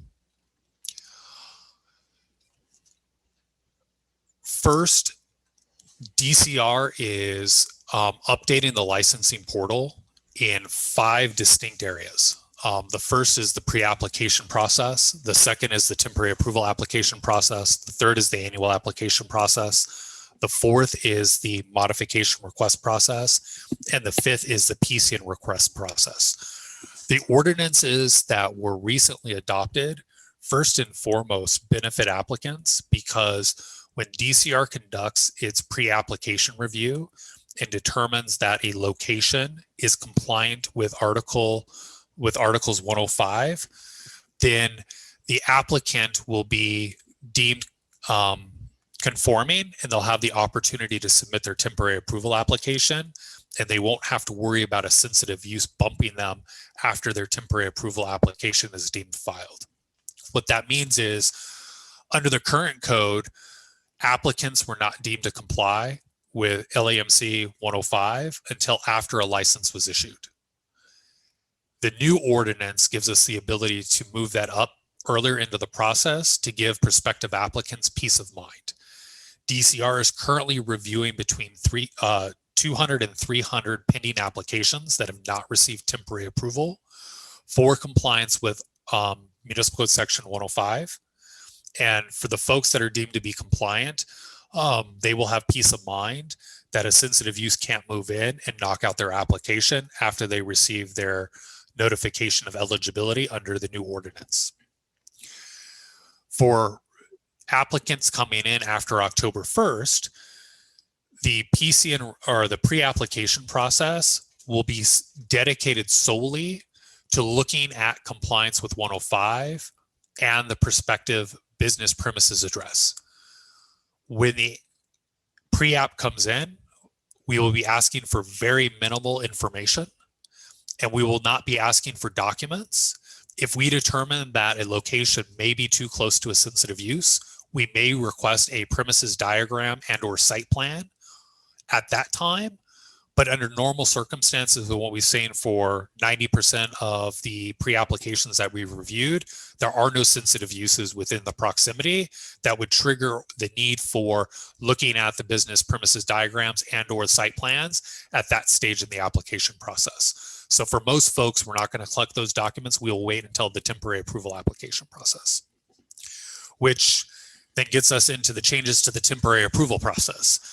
There are going to be new documents that were previously collected earlier in the process that will now be collected as part of the temporary approval process. When applicants are deemed eligible, they will have a period of time to submit a complete temporary approval application and pay their temporary approval fees. Once those fees are paid and all documents are in, the temporary approval will be deemed filed. We will not begin working on a temporary approval application until it's deemed filed. What we found from phase 2 applications and phase 3 retail round 1 applications is DCR is getting documents in a piecemeal format, and applicants are oftentimes requesting modifications and swapping out documents, which one delays the licensing team's ability to deem the documents complete, but it also takes away capacity from our ability to focus on applications where everything is in, because we continue to go back and forth with applicants to request documents on a monthly basis or try to get them to get us information so we can move their application forward. So on a go forward basis, we will be focusing on applications whereby everything is in, all of the fees are paid, and it's deemed filed. And folks will still have the opportunity and a period of time between when their pre-application is deemed filed to when they submit their temporary approval application. So that will give folks an opportunity who are not ready to move forward immediately, the opportunity to negotiate with their prospective landlord, to form the entity that's going to be pursuing the license, to look for investments in other owners that are going to invest in this new business, as well as hire any of the specialists that are necessary to work on premises diagrams, site plans, etc. So that once all of that paperwork is together, it can be submitted, fees get paid. And then of course, with everything being there, the review process for those applicants is a lot more streamlined and quick. And hopefully DCR will be turning over those temporary approval applications within 60 to 90 business days. The next piece, which we'll get into at a later commission meeting, is of course going to be the annual application process. It's our goal to start moving applicants and licensees into the annual application process as soon as possible. Part of the delays for getting people into the annual application process has to do with the modification request. We can't move somebody into the annual process and start doing the CEQA and environmental analysis until a project is locked in. So if they're changing the entity applying for the license, they're changing the location, they're changing the activities, they're changing the premises, they're constantly changing the way the project is described, which delays our ability to move it into the annual application process. So with the new functionality that will be coming forward in October, we're going to have clear milestones for when temporary approval applications are deemed complete, when projects are locked in, and then when we can begin the annual application process and really lock in a project. And then of course, once we've locked in our project and started that environmental review, modifications after that point become cost prohibitive and really require the re-review of everything after the pre-application process for substantial changes, or even going all the way back to the pre-application review process when a relocation comes into play. One of the other big changes was the public convenience and necessity process. Based on feedback by the public and stakeholders, there was frustration that DCR didn't have an opportunity to provide input as it related to PCN request records. One, under the old code, when a PCN request was filed, DCR transmitted it to the office of the city clerk for council consideration. There was no land use review done. There was no proximity to sensitive uses review done. There was no DCR determination of where authorized locations were within a community plan area, whether or not there was undue concentration in specific areas of the community plan area. The information and tools that may have been helpful to policymakers that could be validated by the department, DCR didn't have an opportunity to present any of that information to them because DCR did not have the authority to look at and or process the application. Under the revised code, folks will go through the pre-application review process. So one, DCR can look for compliance with 105, and then two, we will have an understanding of that particular pre-application review. So if it is referred to the public convenience or necessity process because that area is unduly concentrated, then DCR will have an opportunity to provide feedback and input so that stakeholders can have additional information that may be helpful in their determination of whether or not that particular PCN request rises to the level of making a finding. So we think that that's going to be an important change in the process moving forward. And then, of course, the last thing is the modification requests. There has been a lot of stated frustration from applicants and licensees about the amount of time that the modification request process takes. And a lot of that has to do with the piecemeal approach to moving people through the modification request process. First, applicants and licensees have to file an intent, and then their intent has to be reviewed. And then if it's something that can be further considered, an analyst will go in and they'll amend the DCR record to a status of mod requested. And then a communication is sent to the requester asking them to submit a modification record through the DCR licensing portal. Then staff do an initial review of the cover sheet and they invoice them for the $542 fee. And then once the fee is paid, we review the cover sheet and we start to ask questions about what the applicant is trying to modify and amend. And what we found is oftentimes folks are checking boxes or asking to amend activities or items on the record inconsistently. So what DCR is going to be doing is DCR is going to update the information provided to folks so they understand what's going to be required as different modifications are considered. And then two, as part of the update to the DCR licensing portal, we are going to collect all of the documents and collect all of the fees that would be necessary to process that modification when it gets submitted, so that we only have to go back to applicants when we have questions or we need them to cure the documents that are submitted because they're incomplete or they're inconsistent. And that will streamline the processing of those modification requests. And, as I mentioned, DCR is diligently working on updating our protocols, our workflows, and then the system.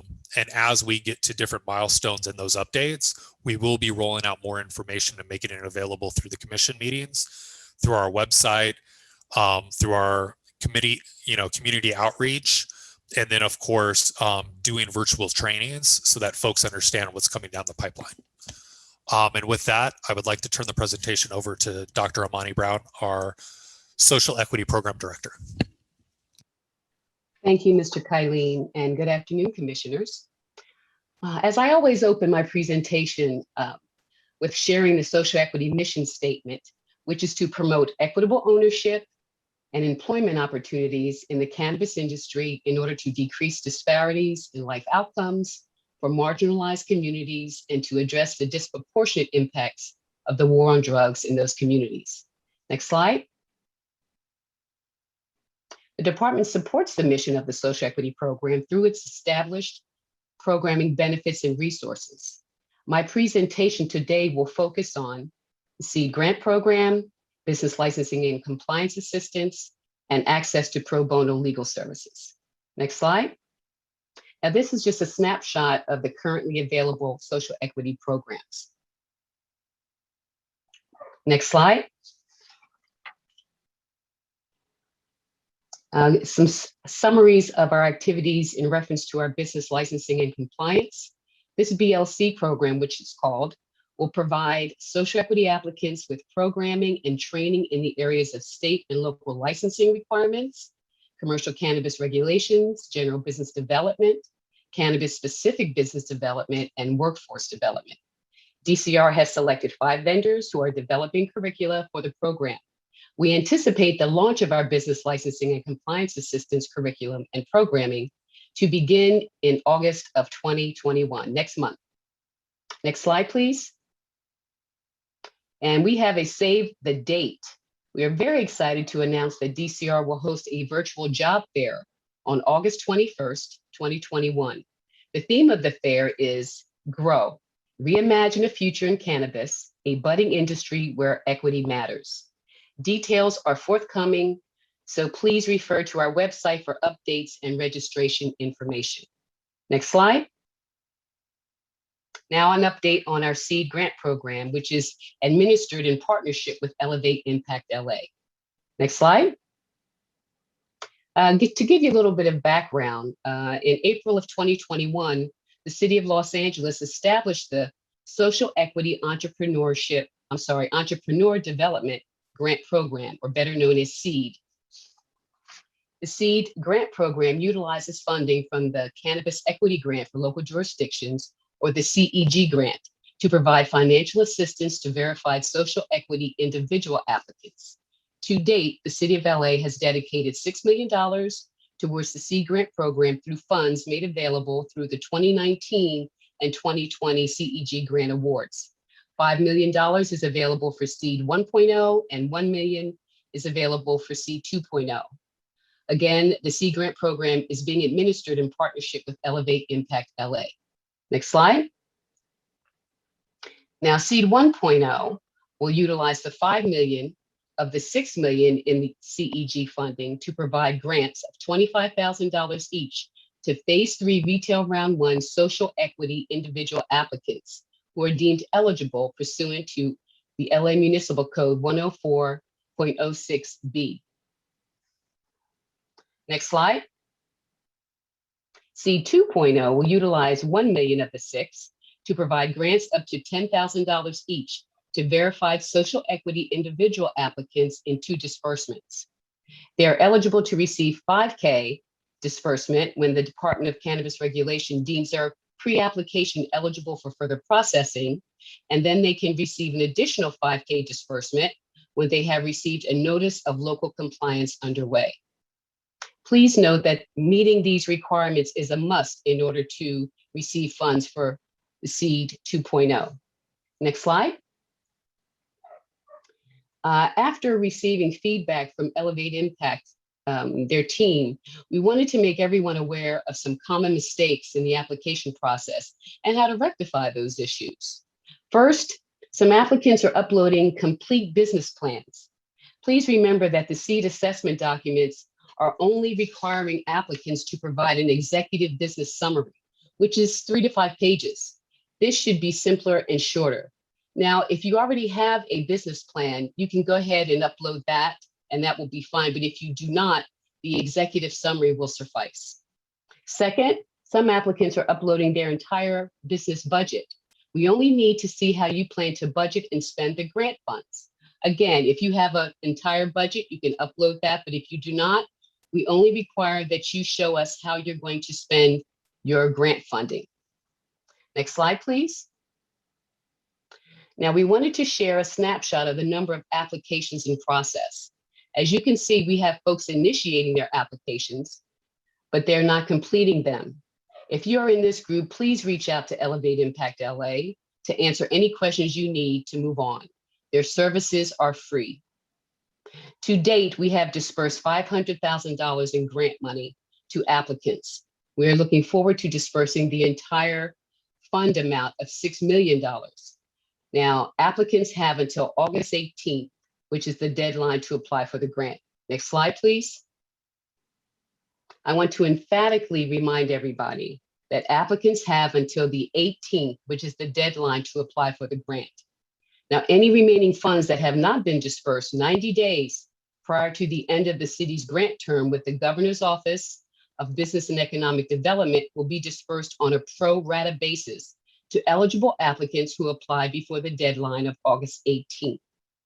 Next slide. Now, since the last commission meeting, we have hosted 3 free SEED Lunch and Learn webinars. We hosted one on June 10th, June 24th, and July 1st. The team from Elevate Impact walked participants through each step of the application. They provided feedback on grant assessment documents and answered everyone's questions. All who registered received the assessment documents in advance of each webinar and had the opportunity to fill out the assessment documents with the Elevate Impact team during the webinars. These videos are archived on our SEED page of our website. Next slide. DCR will host a 4th SEED Grant Lunch and Learn on July 29th from 12 to 1:30. Please check the SEED page of DCR's website for registration information at cannabis.lacity.org. Registration is available now. Next slide. As part of our SEED program resources, we have 3 video tutorials available on the SEED website to assist you with filling out your grant application. These videos cover how to find information about the SEED grant, how to fill out the grant assessment documents, and finally, how to submit an application. We encourage you to use this free resource wherever possible. Next slide. The department has conducted extensive research to individual social equity applicants.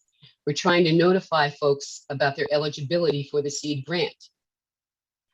We're finding that not all of the contact information is correct and current. We ask that all social equity individual applicants please update your personal contact information in Acela. As a reminder, the SEED grant program is only available to social equity individual applicants. It's not available to your preparer or your investor. It's only available to social equity individual applicants. We need to be able to reach out to you. I must say that we're scratching our heads as to why folks are not lined up to receive this free money. The application is only 3 pages, and there are a team of underwriters available to walk you through the process. I encourage folks to apply before August 18th. After that date, whatever dollars are not dispersed, DCR will distribute the remaining funds on a pro rata basis to those who've applied before August 18th. Next slide. And to give you an update on our pro bono legal assistance program, LACBA has, which is the LA County Bar Association, they've officially launched the program and are matching qualified social equity applicants with pro bono legal services. For phase 3 retail round 1 applicants who are interested in participating in this program, you must submit the pro bono legal services survey and the legal services authorization agreement. It's just 2 documents. DCR regularly sends out reminders to phase 3 retail round 1 applicants about their access to pro bono legal services. The goal of this referral resource is to foster a legal and level playing field as it relates to access to legal counsel and to help deter predatory practices targeting the social equity community. This is an excellent opportunity for applicants to connect with attorneys about their legal needs. DCR will continue to send out reminders about our pro bono legal services to phase 3 retail round 1 applicants moving forward. Please check your emails or contact the Social Equity Program at scp.dcr@lacity.org. Now, one last reminder, please apply for the SEED grant before August 18th at elevateimpactla.com. And with that, I'll pass the presentation back over to Director Packer. Thank you. Thank you so much, Dr. Brown, and I want to thank members of my team for sharing information as a part of today's Executive Director's Report. I do want to use this as an opportunity to re-emphasize some information that was shared by my staff with commissioners and members of the public at this point in time. First and foremost, free money that has been made available to applicants to the social equity program. I want members of the public, I want this commission to hear that we listened and heard community members when they raised capital as a barrier to entry and participating in our local market and to get a license. And our response has been to work diligently, both at the local and state level, to secure resources to make available to the public. It took us a while to go through the bureaucracy to establish the program, but we have funding available. The application is available currently. And as Dr. Brown had mentioned previously, there's $6 million sitting on the table. And unfortunately, we have less than 100 people who have applied for these dollars. And it's already July. And we're nearing August 18th for this deadline. I'd like to see as many people be able to benefit from the SEED grant program as possible. We know that there are, for example, for SEED 1.0, there are 200 people who right now, this very moment, qualify for $25,000. And all they would need to do is to spend 15 to 30 minutes, maybe. And that's if you had questions about what you were submitting. And Dr. Brown has relayed there are several video tutorials that we put together. There are recorded lunch and learns that you can listen to and listen to other folks' questions if they had questions. But a very simple application process that's been put together for members of the public to apply. We're just not seeing the type of participation that we'd like to in the program. I also want to reiterate this concept of this pro rata disbursement.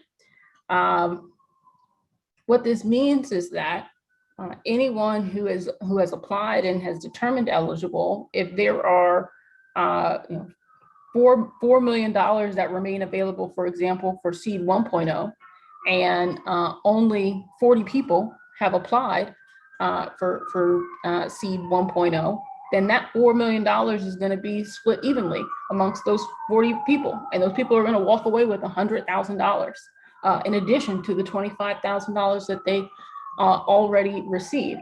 Now, while that is probably going to be extremely beneficial to those applicants, we recognize that there are more applicants and licensees who need access to these resources. And so I don't want it to come to a surprise to members of the public if at a future commission meeting, we're announcing that there were 40, 50 recipients of $100,000 plus grant disbursements. And part of the reason is because of the rule and regulation that establishes and requires this pro rata disbursement. We have the money now, and it's not to say that we will have the money during this upcoming fiscal year or the next fiscal year. I'll articulate right now, we were successful in securing additional dollars from the state in the last fiscal year.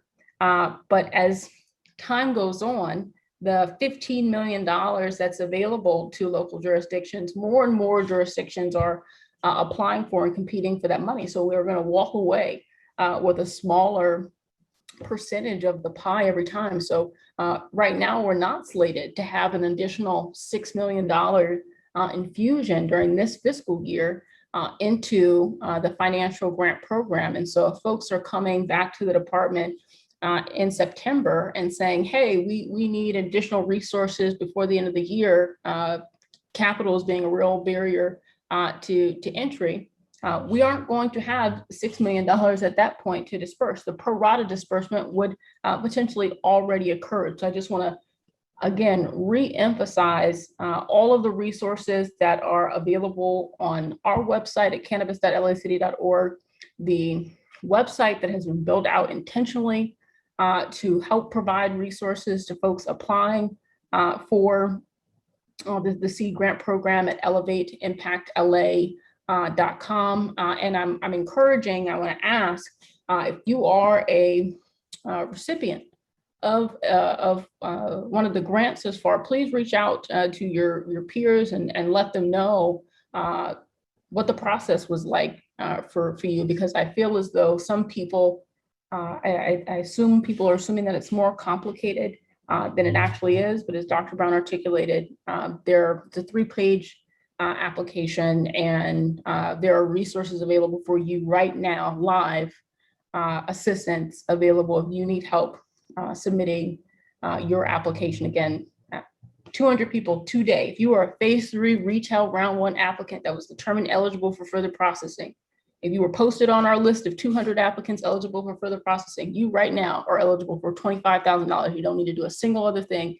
except for apply. I really want to see as much participation in this program as possible. And that's going to be critical for our request for future resources as well. And so I wanted to make sure I took the time to emphasize that in my conclusion. I also wanted to use this as an opportunity to thank Dr. Brown and her team for all of their hard work and launching the Seed Grant Program and conducting the lunch and learns. And a shift now to talking about the Spark program. I'm going to use this as an opportunity to thank our public relations specialist, Raina Plummer, and our contractor, MBI Media, for their work thus far on the Spark initiative and our Spark sessions. I really enjoyed engaging with community members. I appreciate the commissioners joining us regularly at those Spark sessions so that we could have additional opportunities, additional forums to connect with and hear directly from community members.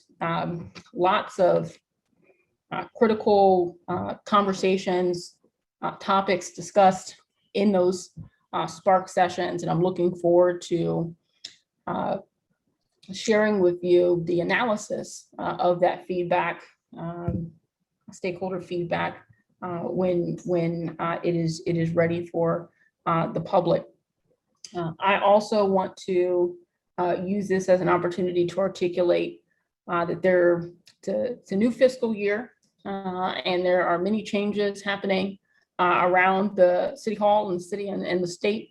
As it was relayed by my staff previously, we had previously been dealing with 3 different licensing agencies at the state. Those 3 licensing agencies have since consolidated into the Department of Cannabis Control. I was pleased to see that the director of the new Department of Cannabis Control is former senior advisor to the governor on cannabis, Nicole Elliott. We have a great working relationship. We're looking forward to partnering with the department and their staff to ensure that we have a streamlined process between our local process and the state's licensing process. We recognize that it's a dual licensing process, and operators, in order for them to be successful in our program, they have to be successful in the state's program as well. We've been listening to both our staff and applicants who have shared with us their experience in working through the different workflows and processes that are required to review applications. And that's part of the reason why we made recommendations to council to try and streamline our review process and made these material changes to the temporary approval process to allow folks to get temporary approval in a more expeditious fashion, but also to give us the tools to monitor compliance. I want to reiterate on the record at this point that although we are no longer going to be essentially, although we have decoupled our licensing process from the state's licensing process, and essentially folks will be able to get a temporary approval without getting a state license first, we are in no way and have no authority to waive any of those requirements. And so it was equally important to make sure that we added tools to our authority to make sure that we could take appropriate action if folks were operating, for example, without a state license or without the requisite authorizations or approvals from other agencies. So with many of the changes that were made to the municipal code, we will be making changes, and it will necessitate us making changes to things like our application forms, our workflows, the video tutorials that walk folks through different application processes. And we're going to be working on those over the course of the next several weeks to make sure that those are cleaned up and get on our website. But we wanted to preview, or at least share with you, the process that we're going through right now to effectuate some of these changes to try and allow folks to have a more expedited review of their applications, both the pre-application process, the PCN process, the temporary approval process, and application modifications. We recognize that these processes have taken much more longer than expected, and that those delays come at cost to applicants. So I want to let you know that we're working internally to address that as soon as possible. This is part of the reason why we took the pre-application process offline, trying to intentionally focus on clearing our plate of pending requests. And our Assistant General Manager, Jason Killeen, had shared some information about the volume of requests that we have on our plate today. I also mentioned that it's a new fiscal year because I want to be able to articulate to this body the reality that some of the challenges that we've experienced thus far, I think, as a city and department commission over the course of the last several years have been a consequence of us not having all of the staffing in place that we need in order to move forward. And I had relayed, almost over a year ago, some of the financial challenges that the city was experiencing that caused things like our inability to hire, things like hiring freezes and things of that nature. As we moved into a new fiscal year, those hiring freezes have been lifted, and we are working very closely with the personnel department to fill all of our vacant positions as quickly as possible. And I think that's going to come, I know that that's going to come as a real tangible benefit to the public and to our overall operation. So I want to thank this body, this commission, and members of the public for their continued support of us having the resources that we need in place to make sure that we're able to effectively manage our responsibility to monitor commercial cannabis activity. But to say that there's a lot happening, and council is on recess right now, but the Department of Cannabis Regulation and other agencies are active at work trying to move this process forward. We're still operating with a sense of urgency, but wanted to give you all a preview of some of the changes. We'll be able to come back at a future commission meeting with updated forums, workflows, and video tutorials and resources for the public. But I appreciate this body's time today so that we can share our executive director's report. And again, thank you to members of the public who have joined and stayed on for today's report. This concludes the executive director's report. Thank you so much. Thank you so much, Director Packer. Also, I want to thank staff for your portions of the presentation. I look forward each and every hearing to these updates because there's just such a wealth of information. This is constant updates, and this is truly the best way to understand the changes that are being made and what's coming. With that, I want to open up the floor to commissioner questions and deliberations. We've got Commissioner Naro. Yes, thank you. Thank you so much again. I'm always impressed with the great reporting at these meetings. I do have a question going back to, I know that there was a lot of talk about the seed grant. One thought I had, have we tried I know when I was, I focused a lot on the economic relief package last year for immigrants, and I was working with a lot of the advocacy group, and one thing we tried that was effective was the use of the media was one, and also the use of the media and also social media, but also text messaging. Like if your applicants provide a way for you to text message, but we try all these different ways to bring awareness of the economic relief when the governor in the city announced that for immigrants. And I don't know, I just brainstorm, maybe those could be some ideas, or you may have tried those already. Thank you, Commissioner Naro. I appreciate the recommendation. Before you answer him, because I have a similar question in terms of the social media outreach, the use of KBLA now that it's in existence for outreach, because I've heard Spark being advertised on there as well. And I also wanted to request a social media deck if there is one available, because I have a means of distributing the information. Okay, I'm sorry, now you can talk. No, thank you. I appreciate it. I do want to turn things over to Dr. Brown. She's been leading our effort to lead community engagement around the SEED grant program. So Dr. Brown, if you wouldn't mind sharing with the commissioners what our efforts look like to date. And then maybe also, I think part of this for context is that simultaneously while we're moving forward with the SEED grant program, Dr. Brown is simultaneously working with our business licensing and compliance vendors who are working on kind of large scale communication strategy that will, I think in a more robust fashion, be more helpful in a couple of weeks. But we want to talk about how we can really help folks between now and when the deadline is. So Dr. Brown, if you can share what we've done thus far. I know that that has included radio thus far, but I'll pass it over to you. Thank you. We've tried to really do some targeted marketing, and we've done phone banking to applicants where we, have divided up phone numbers and called them ourselves.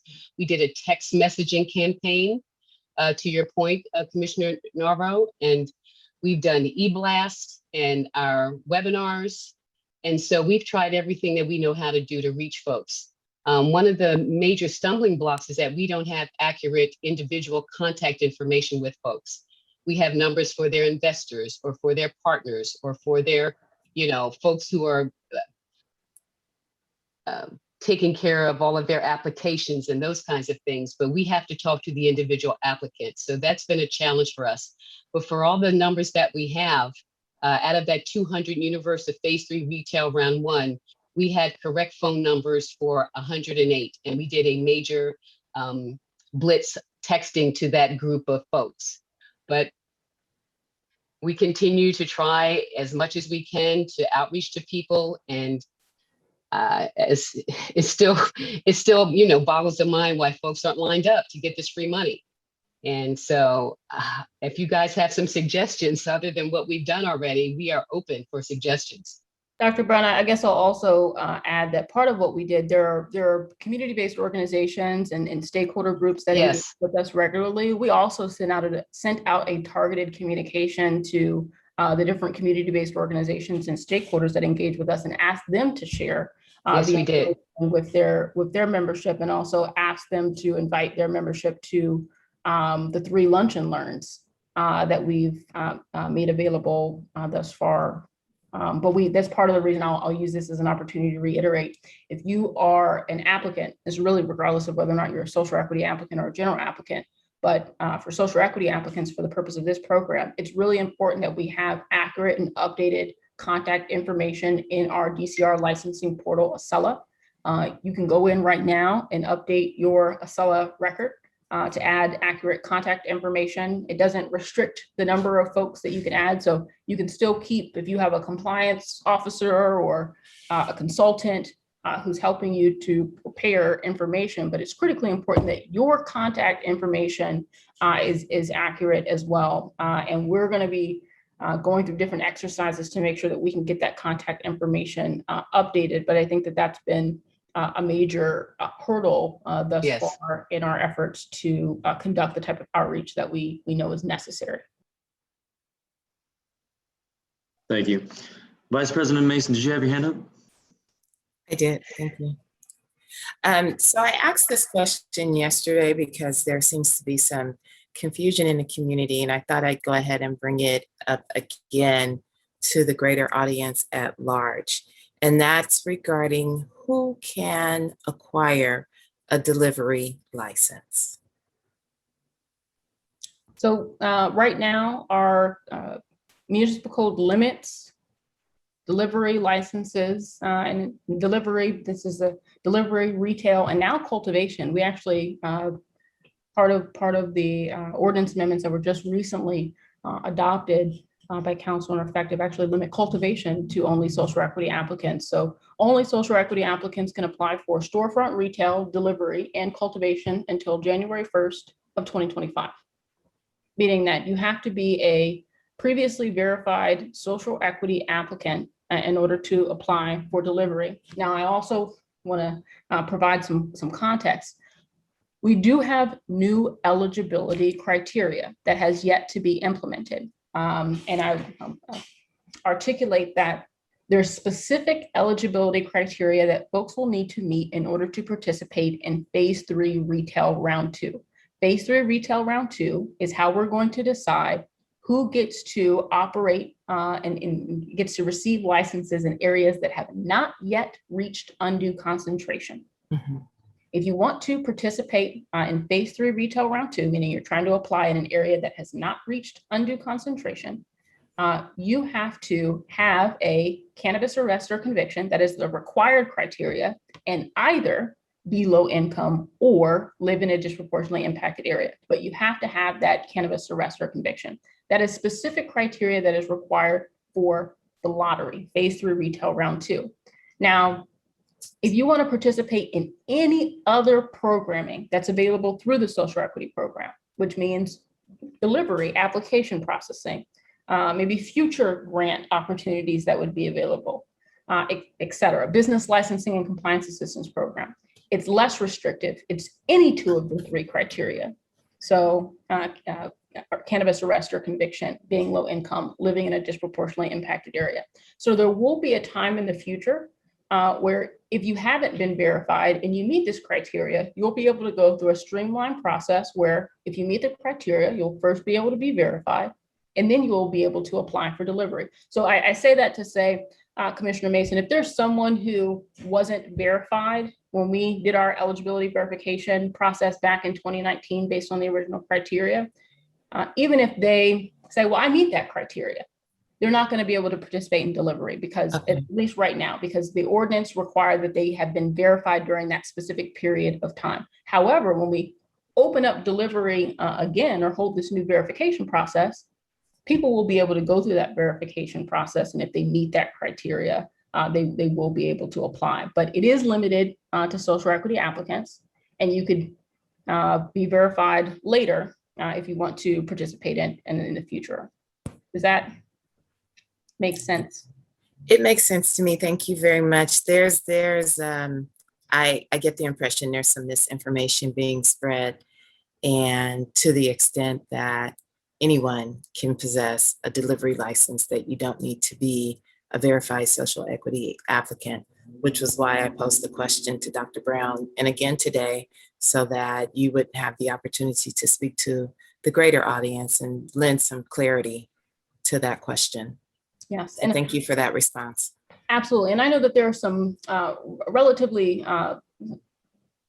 there are questions that folks have. There are questions that folks have about eligibility verification and about different license types. I'll tell you that Dr. Brown right now is working with a team of vendors who were able to join our last commission meeting to build out curriculum so that it can be more user-friendly for folks to understand some of these different concepts. And so we can do some myth busting when some of this misinformation creeps up. But I do appreciate you raising it, Commissioner Mason, Vice President Mason, so that we can address it on the record. Thank you. Thank you. Ms. Backer, just one point of clarification. One of the requirements, are we still doing it by zip codes as far as the disproportionate impact, the geography? And is it the same list as earlier? No, it's not. But I say that if you're a verified social equity applicant, the new criteria is not going to affect you. You still get to hold your status as a verified social equity applicant and apply for delivery. But for people who are getting verified under the new criteria, there are some key definitions of criteria related information that have changed. So for example, the definition of disproportionately impacted area has changed. It no longer makes reference to zip codes, but to underlying police reporting districts. And so what we are going to be doing before we begin the new eligibility verification process is having a feature where someone can just type in their address and the underlying police reporting district be returned to them. Because I recognize everyone doesn't know what police reporting district that a particular address is in, but we'll have a search and query so folks can find that. But no, it's not the same. It's not zip codes, and there are specific disproportionately impacted areas. As we get closer to the date when eligibility verification will start, Dr. Brown and her team are working on this right now. We're in the process of developing these resources so that folks understand these key changes in definition. One of the other changes that we made is to the way that we define income. Income is defined differently for this particular criteria to try and capture assets and have a specific limit based on household size. That was based on feedback that we had received when we conducted the last eligibility verification period. We will let folks know well in advance before we start eligibility verification. And it's my prerogative to make sure that we have resources in advance of beginning eligibility verification again, and that we have resources available when we're going through eligibility verification so that if folks have questions about what types of documents they need to provide to us to evidence that they're low income or lived in a disproportionately impacted area. We're working on all of those things right now. But to answer your question, there are material changes to definitions that will impact how folks will be able to qualify as a social equity applicant if they haven't been verified to date. Got it. Thank you for that clarification. Do we have any other questions or comments? Commissioner Villa. Yes. I was wondering, Director Packer, if you could tell me, did the change from the utilization of zip codes to police reporting districts increase the number of areas where Hispanic or Latino, increase the presence of Latino communities in that population? Commissioner V, I do not have an answer to that question. Okay. I don't know that the analysis looked at that information. I can follow up with you and provide you a copy of the analysis, but I'm not sure that the analysis did a specific look at the placement or percentage of Latino households in a particular geography. That wasn't part of the analysis itself. Okay, thank you. I would appreciate you sending me the analysis so I could have a look at it. Absolutely. Thank you. Anything else?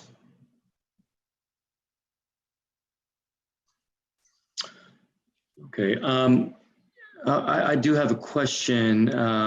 You know, and maybe this is for Mr. Colleen. I heard a number of kind of internal changes that were made to streamline the system, which is really welcome news as we continue to improve our customer service and our response times. But you know, we still get the occasional caller with regard to just being frustrated with the lack of a response. And so I just wanted to get a little bit more insight into whether we have any of that data as far as response times or any kind of improvements. You know, as we all recognize that there has been an ongoing lack of resources that's been really compounding the problems. And so what we just need to do is what we've been doing is just we're getting smarter, we're getting more efficient, and we're improving wherever we can. We are in the customer service business. And so I just wanted to see if Mr. Clean, you can shed a little bit more light on that as well.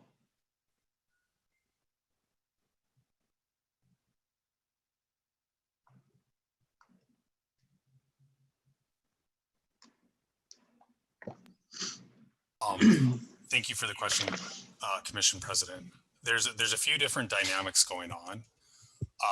One are the dynamics of folks that are responsive to the emails that do get us documents, but staff just don't have capacity to process the request immediately because they're working on 50 to 100 other applications that are pending before them. And the analyst is going back and forth with other applicants and responding to emails from other applicants. And part of that will be addressed, as the director stated, by having an opportunity to backfill our licensing positions and fill other positions in the department, which will free up licensing capacity to focus on licensing related issues. The other piece is there are folks that have not submitted all of the documents necessary. And a great example is for phase 3 retail round 1, you know, less than 50% of the 200 plus applicants that are deemed eligible have actually not submitted any of the documents necessary to do the temporary approval application review.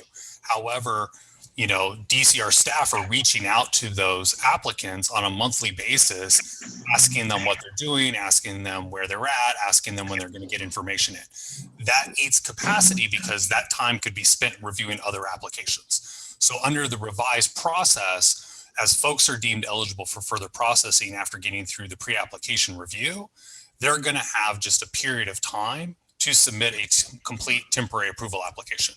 We're no longer going to collect incomplete temporary approval applications and piecemeal it through. And then instead of staff spending time trying to collect the documents necessary to move applicants forward, by the time the application is deemed complete, we should have all of the necessary forms. So staff can just focus on that form for half a day, do the initial review, provide, you know, feedback. And if everything is there and it's in the form and manner necessary, it can move on to a supervisor, then move on to the executive team, move on for executive or equity share review, et cetera. And that'll streamline the process. And then of course, part of the inefficiencies are the way we structure the process of, you know, filing an intent, going through that process, then submitting a mod record, doing the initial review, determining it's something that can be further considered, and then asking people to, submit additional documents and reviewing those documents and determining that the change that they're asking for is a little bit more complicated than they initially said. So we need additional documentation. And then that triggers additional document review. So what we're going to be doing with the modification process is you come in and say, you need a relocation. We're going to look immediately at where you are in our process. And if you haven't progressed far enough in the process, the immediate response is you submit a new application and go through the pre-application review process for the new location that you want to be at. And if it's compliant, then you'll have an opportunity to submit a temporary approval application for that location. The same thing goes for 100% ownership changes, entity substitutions. A lot of these changes that people view as being simple actually require them to submit a completely new application and pay new application fees, and we have to start the review from scratch. And conceptually, folks may say, well, all of the owners of the new entity are the same. It's a new entity. It has new business formation documents. It's going to have new leases reflecting the new business entity. There's going to be new financial disclosures associated with the entity. All of the owners for the new entity are going to have to be vetted and associated with the entity. There's a lot of work that people don't understand. So our mission over the next 2 months is to do a better job explaining to folks what our expectations are when somebody asks for a service. And then when they request that service, getting everything we typically need to provide that service and fully process it immediately when it gets submitted, and then charging the applicable fees so it's not done in a piecemeal manner. And hopefully that will bring a more responsive time and get people feedback on it, because we have more things and folks are having an opportunity to review more information up front, so that we're giving people feedback on everything we might need to cure the request, as opposed to saying, hey, we need this document, getting it, and taking a week to review and saying, okay, we've reviewed this document. However, it's inconsistent with this other document filed. You're going to have to update this other document filed and these other documents filed, and it just kind of delays things out. And there's still a very big disconnect between when people submit an initial request for service and when that request for service is actually deemed filed.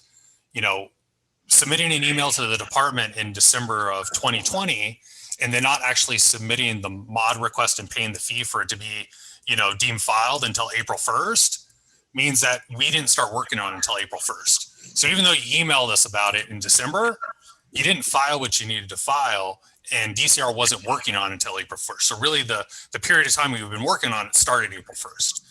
And those are hopefully things that we will better explain through the community outreach, the presentations, and a lot of the one-on-one meetings that the equity team, the communications team, the license team will be having over the next several months.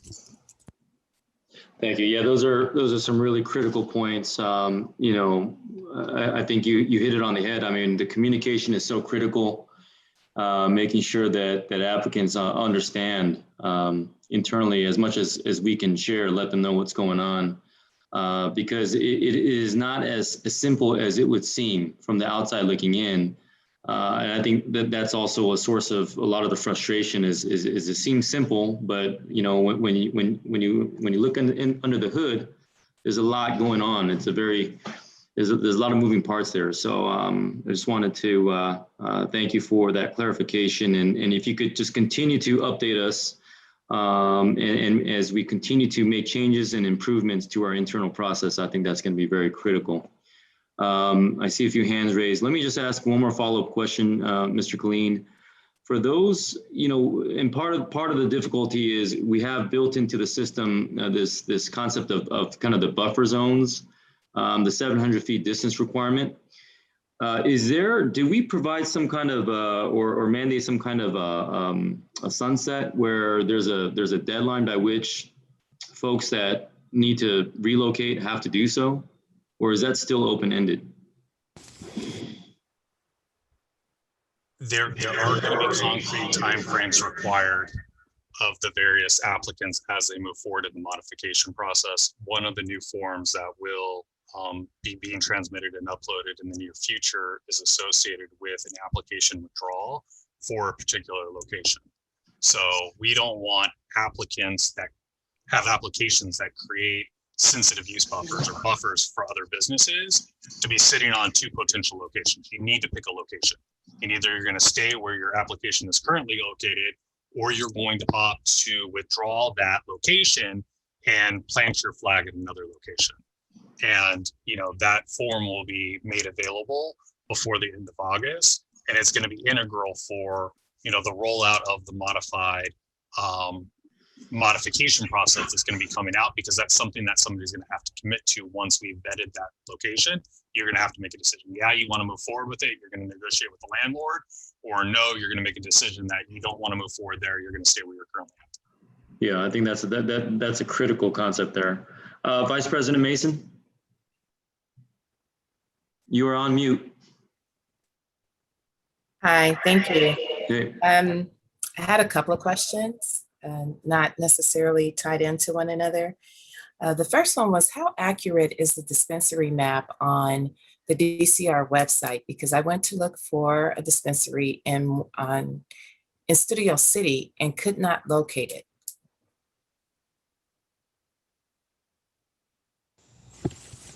The DCR licensing map is updated on a daily or weekly basis based on how records are changing within our system. If you could forward me the information, we could take a look at the location to determine whether or not it's an authorized location that has temporary approval, it's a pending application. But at this point in time, businesses do need a city license and a state license to operate.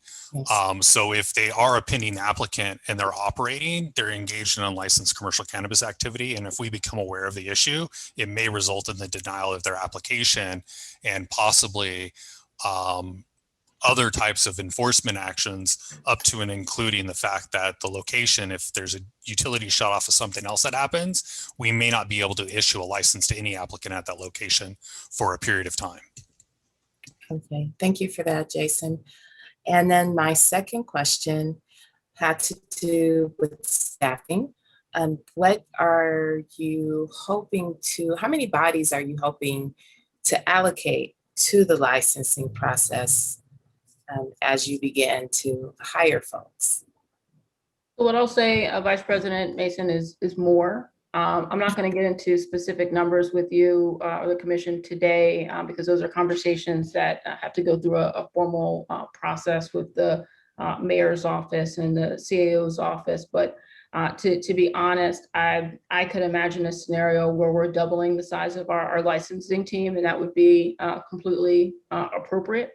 I believe that we have 6 licensing staff to date, and over 1,500 applications. We're talking licensees and applicants. And so even just compared to, for example, what the state has for a fifth of our market, we should at least have a fifth of what the state licensing agency has. They now have hundreds of folks who are working at the state level. We also want to build out our compliance program. As you heard from stakeholders today who called, we're not just dealing with licensing issues. When we issue licenses, we want to make sure that our operators are compliant with the rules and regs and being good neighbors. And so not only are we going to be working to try and increase our licensing staff, but to intentionally build out a robust compliance program and also build our communications and equity team as well. And so we're not quite at the point we're at the top of the fiscal year. I'll make sure that we are continuing to engage with this body as we formalize our budget requests and present those requests to the mayor's office. I can tell you that we'll be making a much more robust request this year than we've made in any year previous. I'll say that on the record right now. We need to increase resources, and not just for staff. We'll be requesting additional resources for things like our financial grant program, but that's a conversation that we need to have with some of the city apparatus first before we specify any specific numbers at today's meeting.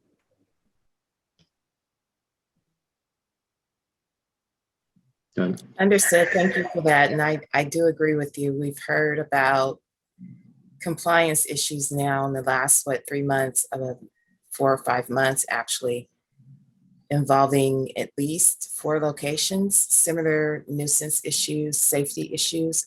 So we definitely, I see the tide changing now, and we're definitely going to need to amp up in that area.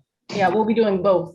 It won't be one or the other. It'll absolutely be both. We'll need to expand both our licensing program and absolutely. Absolutely. Thank you. Let's see. Question that I have, and I don't know if it's for Ms. Packer or Mr. Colleen. This is a question regarding the state regs.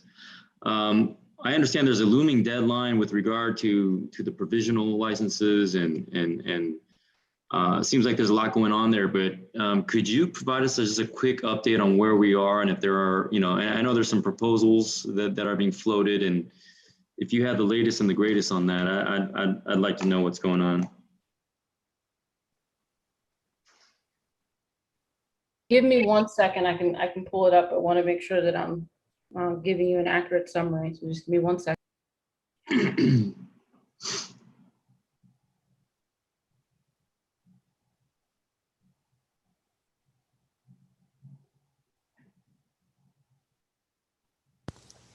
There are a couple of different things going on, and we'll make sure that we add this as a formal agenda item so that we can get into the nitty gritty of this, because it is some nitty and some gritty that's going to go along with this. But in addition to the consolidation effort that's happening at the state, there were comprehensive amendments made to language that's going to impact the city of Los Angeles and our ability to operate our licensing and regulatory program.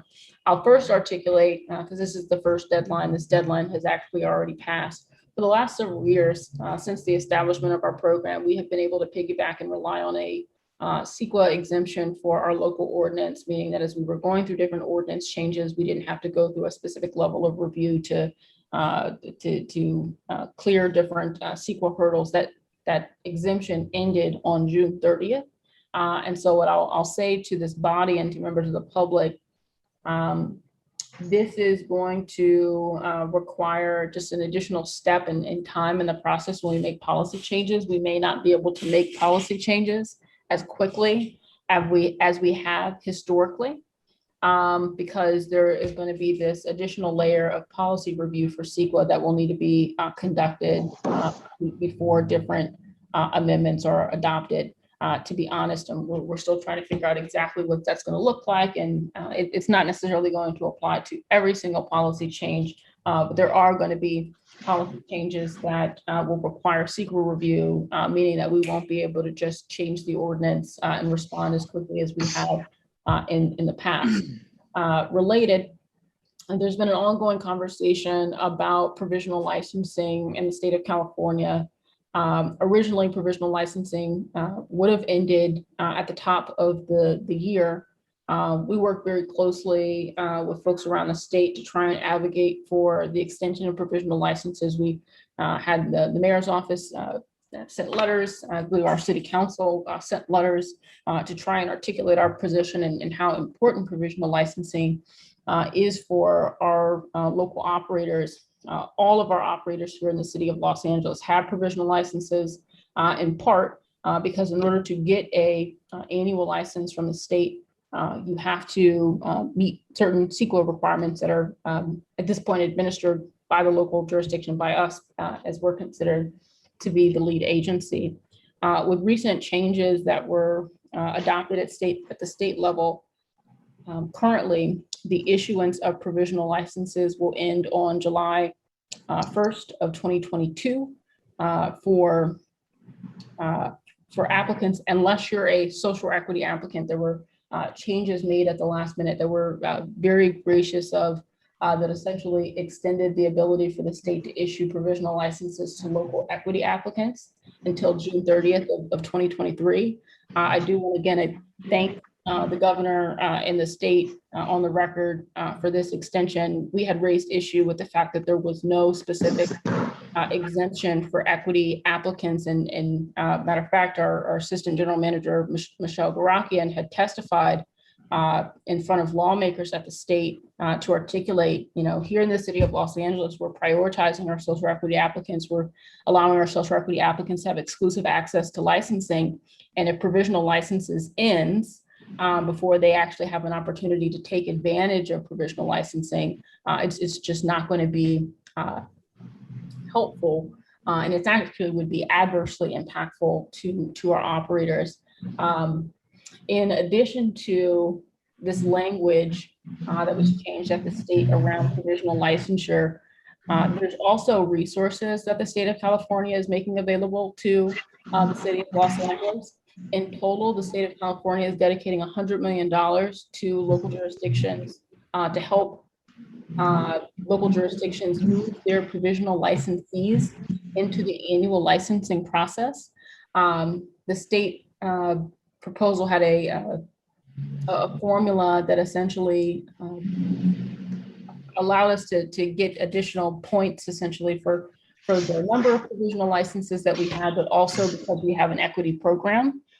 Based on this language, the city of Los Angeles could receive $22 million to support us helping our applicants. Let me rephrase that. $22 million that could help our applicants move from provisional licensing process into the annual licensing process. That's a grant. We'll have to apply for that grant. I'm working internally with our team and staff now to develop a plan for how we could spend those dollars in a most efficient way to help our applicants through the process. But we will need to, as a city, create a specific plan to manage ushering our provisional licensees through the state's annual process.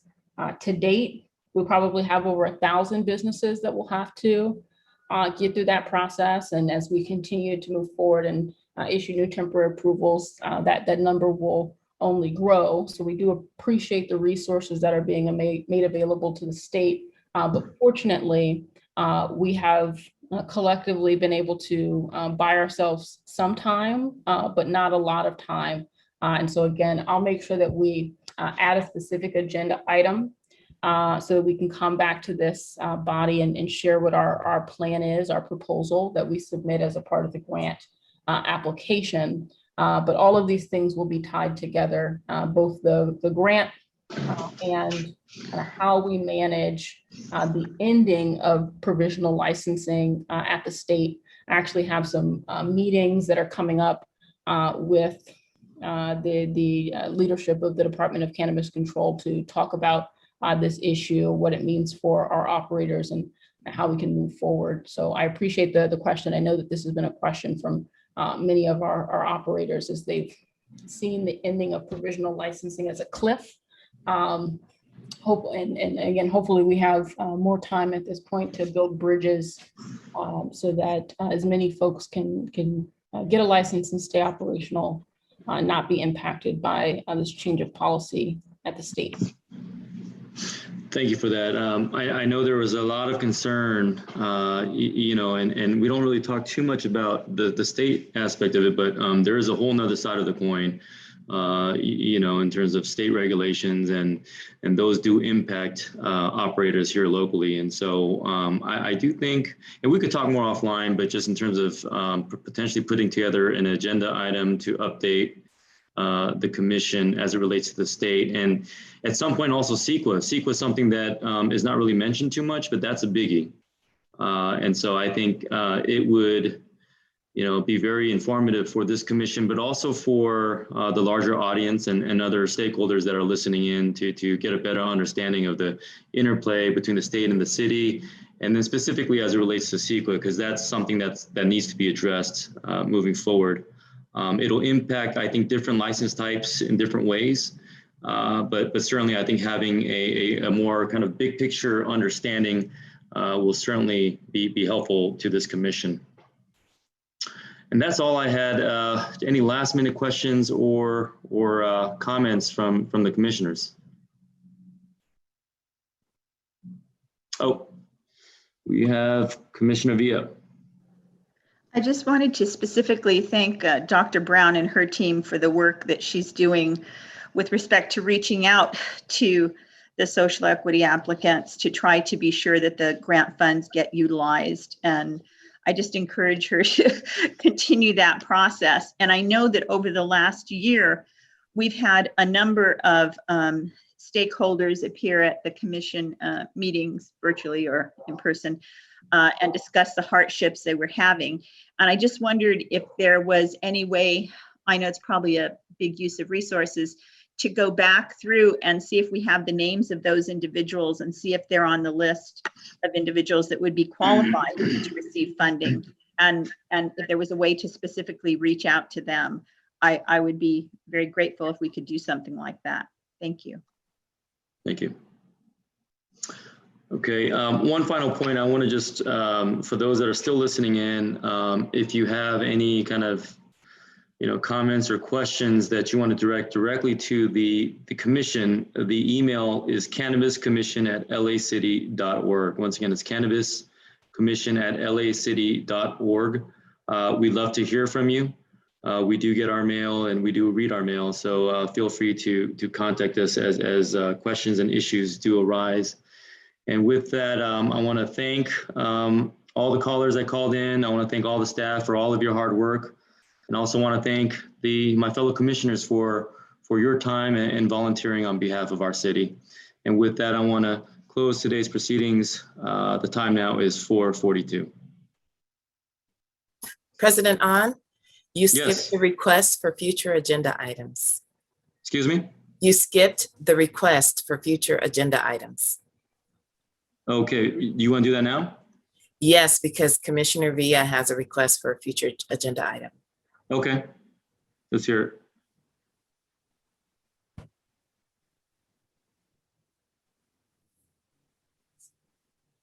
She may have logged off. I don't know. There she is. Sorry, I muted myself. I did make the request last time, and so by correcting the minutes, I think my request still exists. Got So, it. Thank you for the correction. right, I just wanted to be sure that it will get addressed. And I think now that it's been put on the minutes properly, it will be addressed. So thank you. Okay, anything else?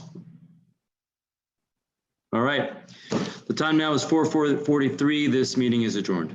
Thank you all.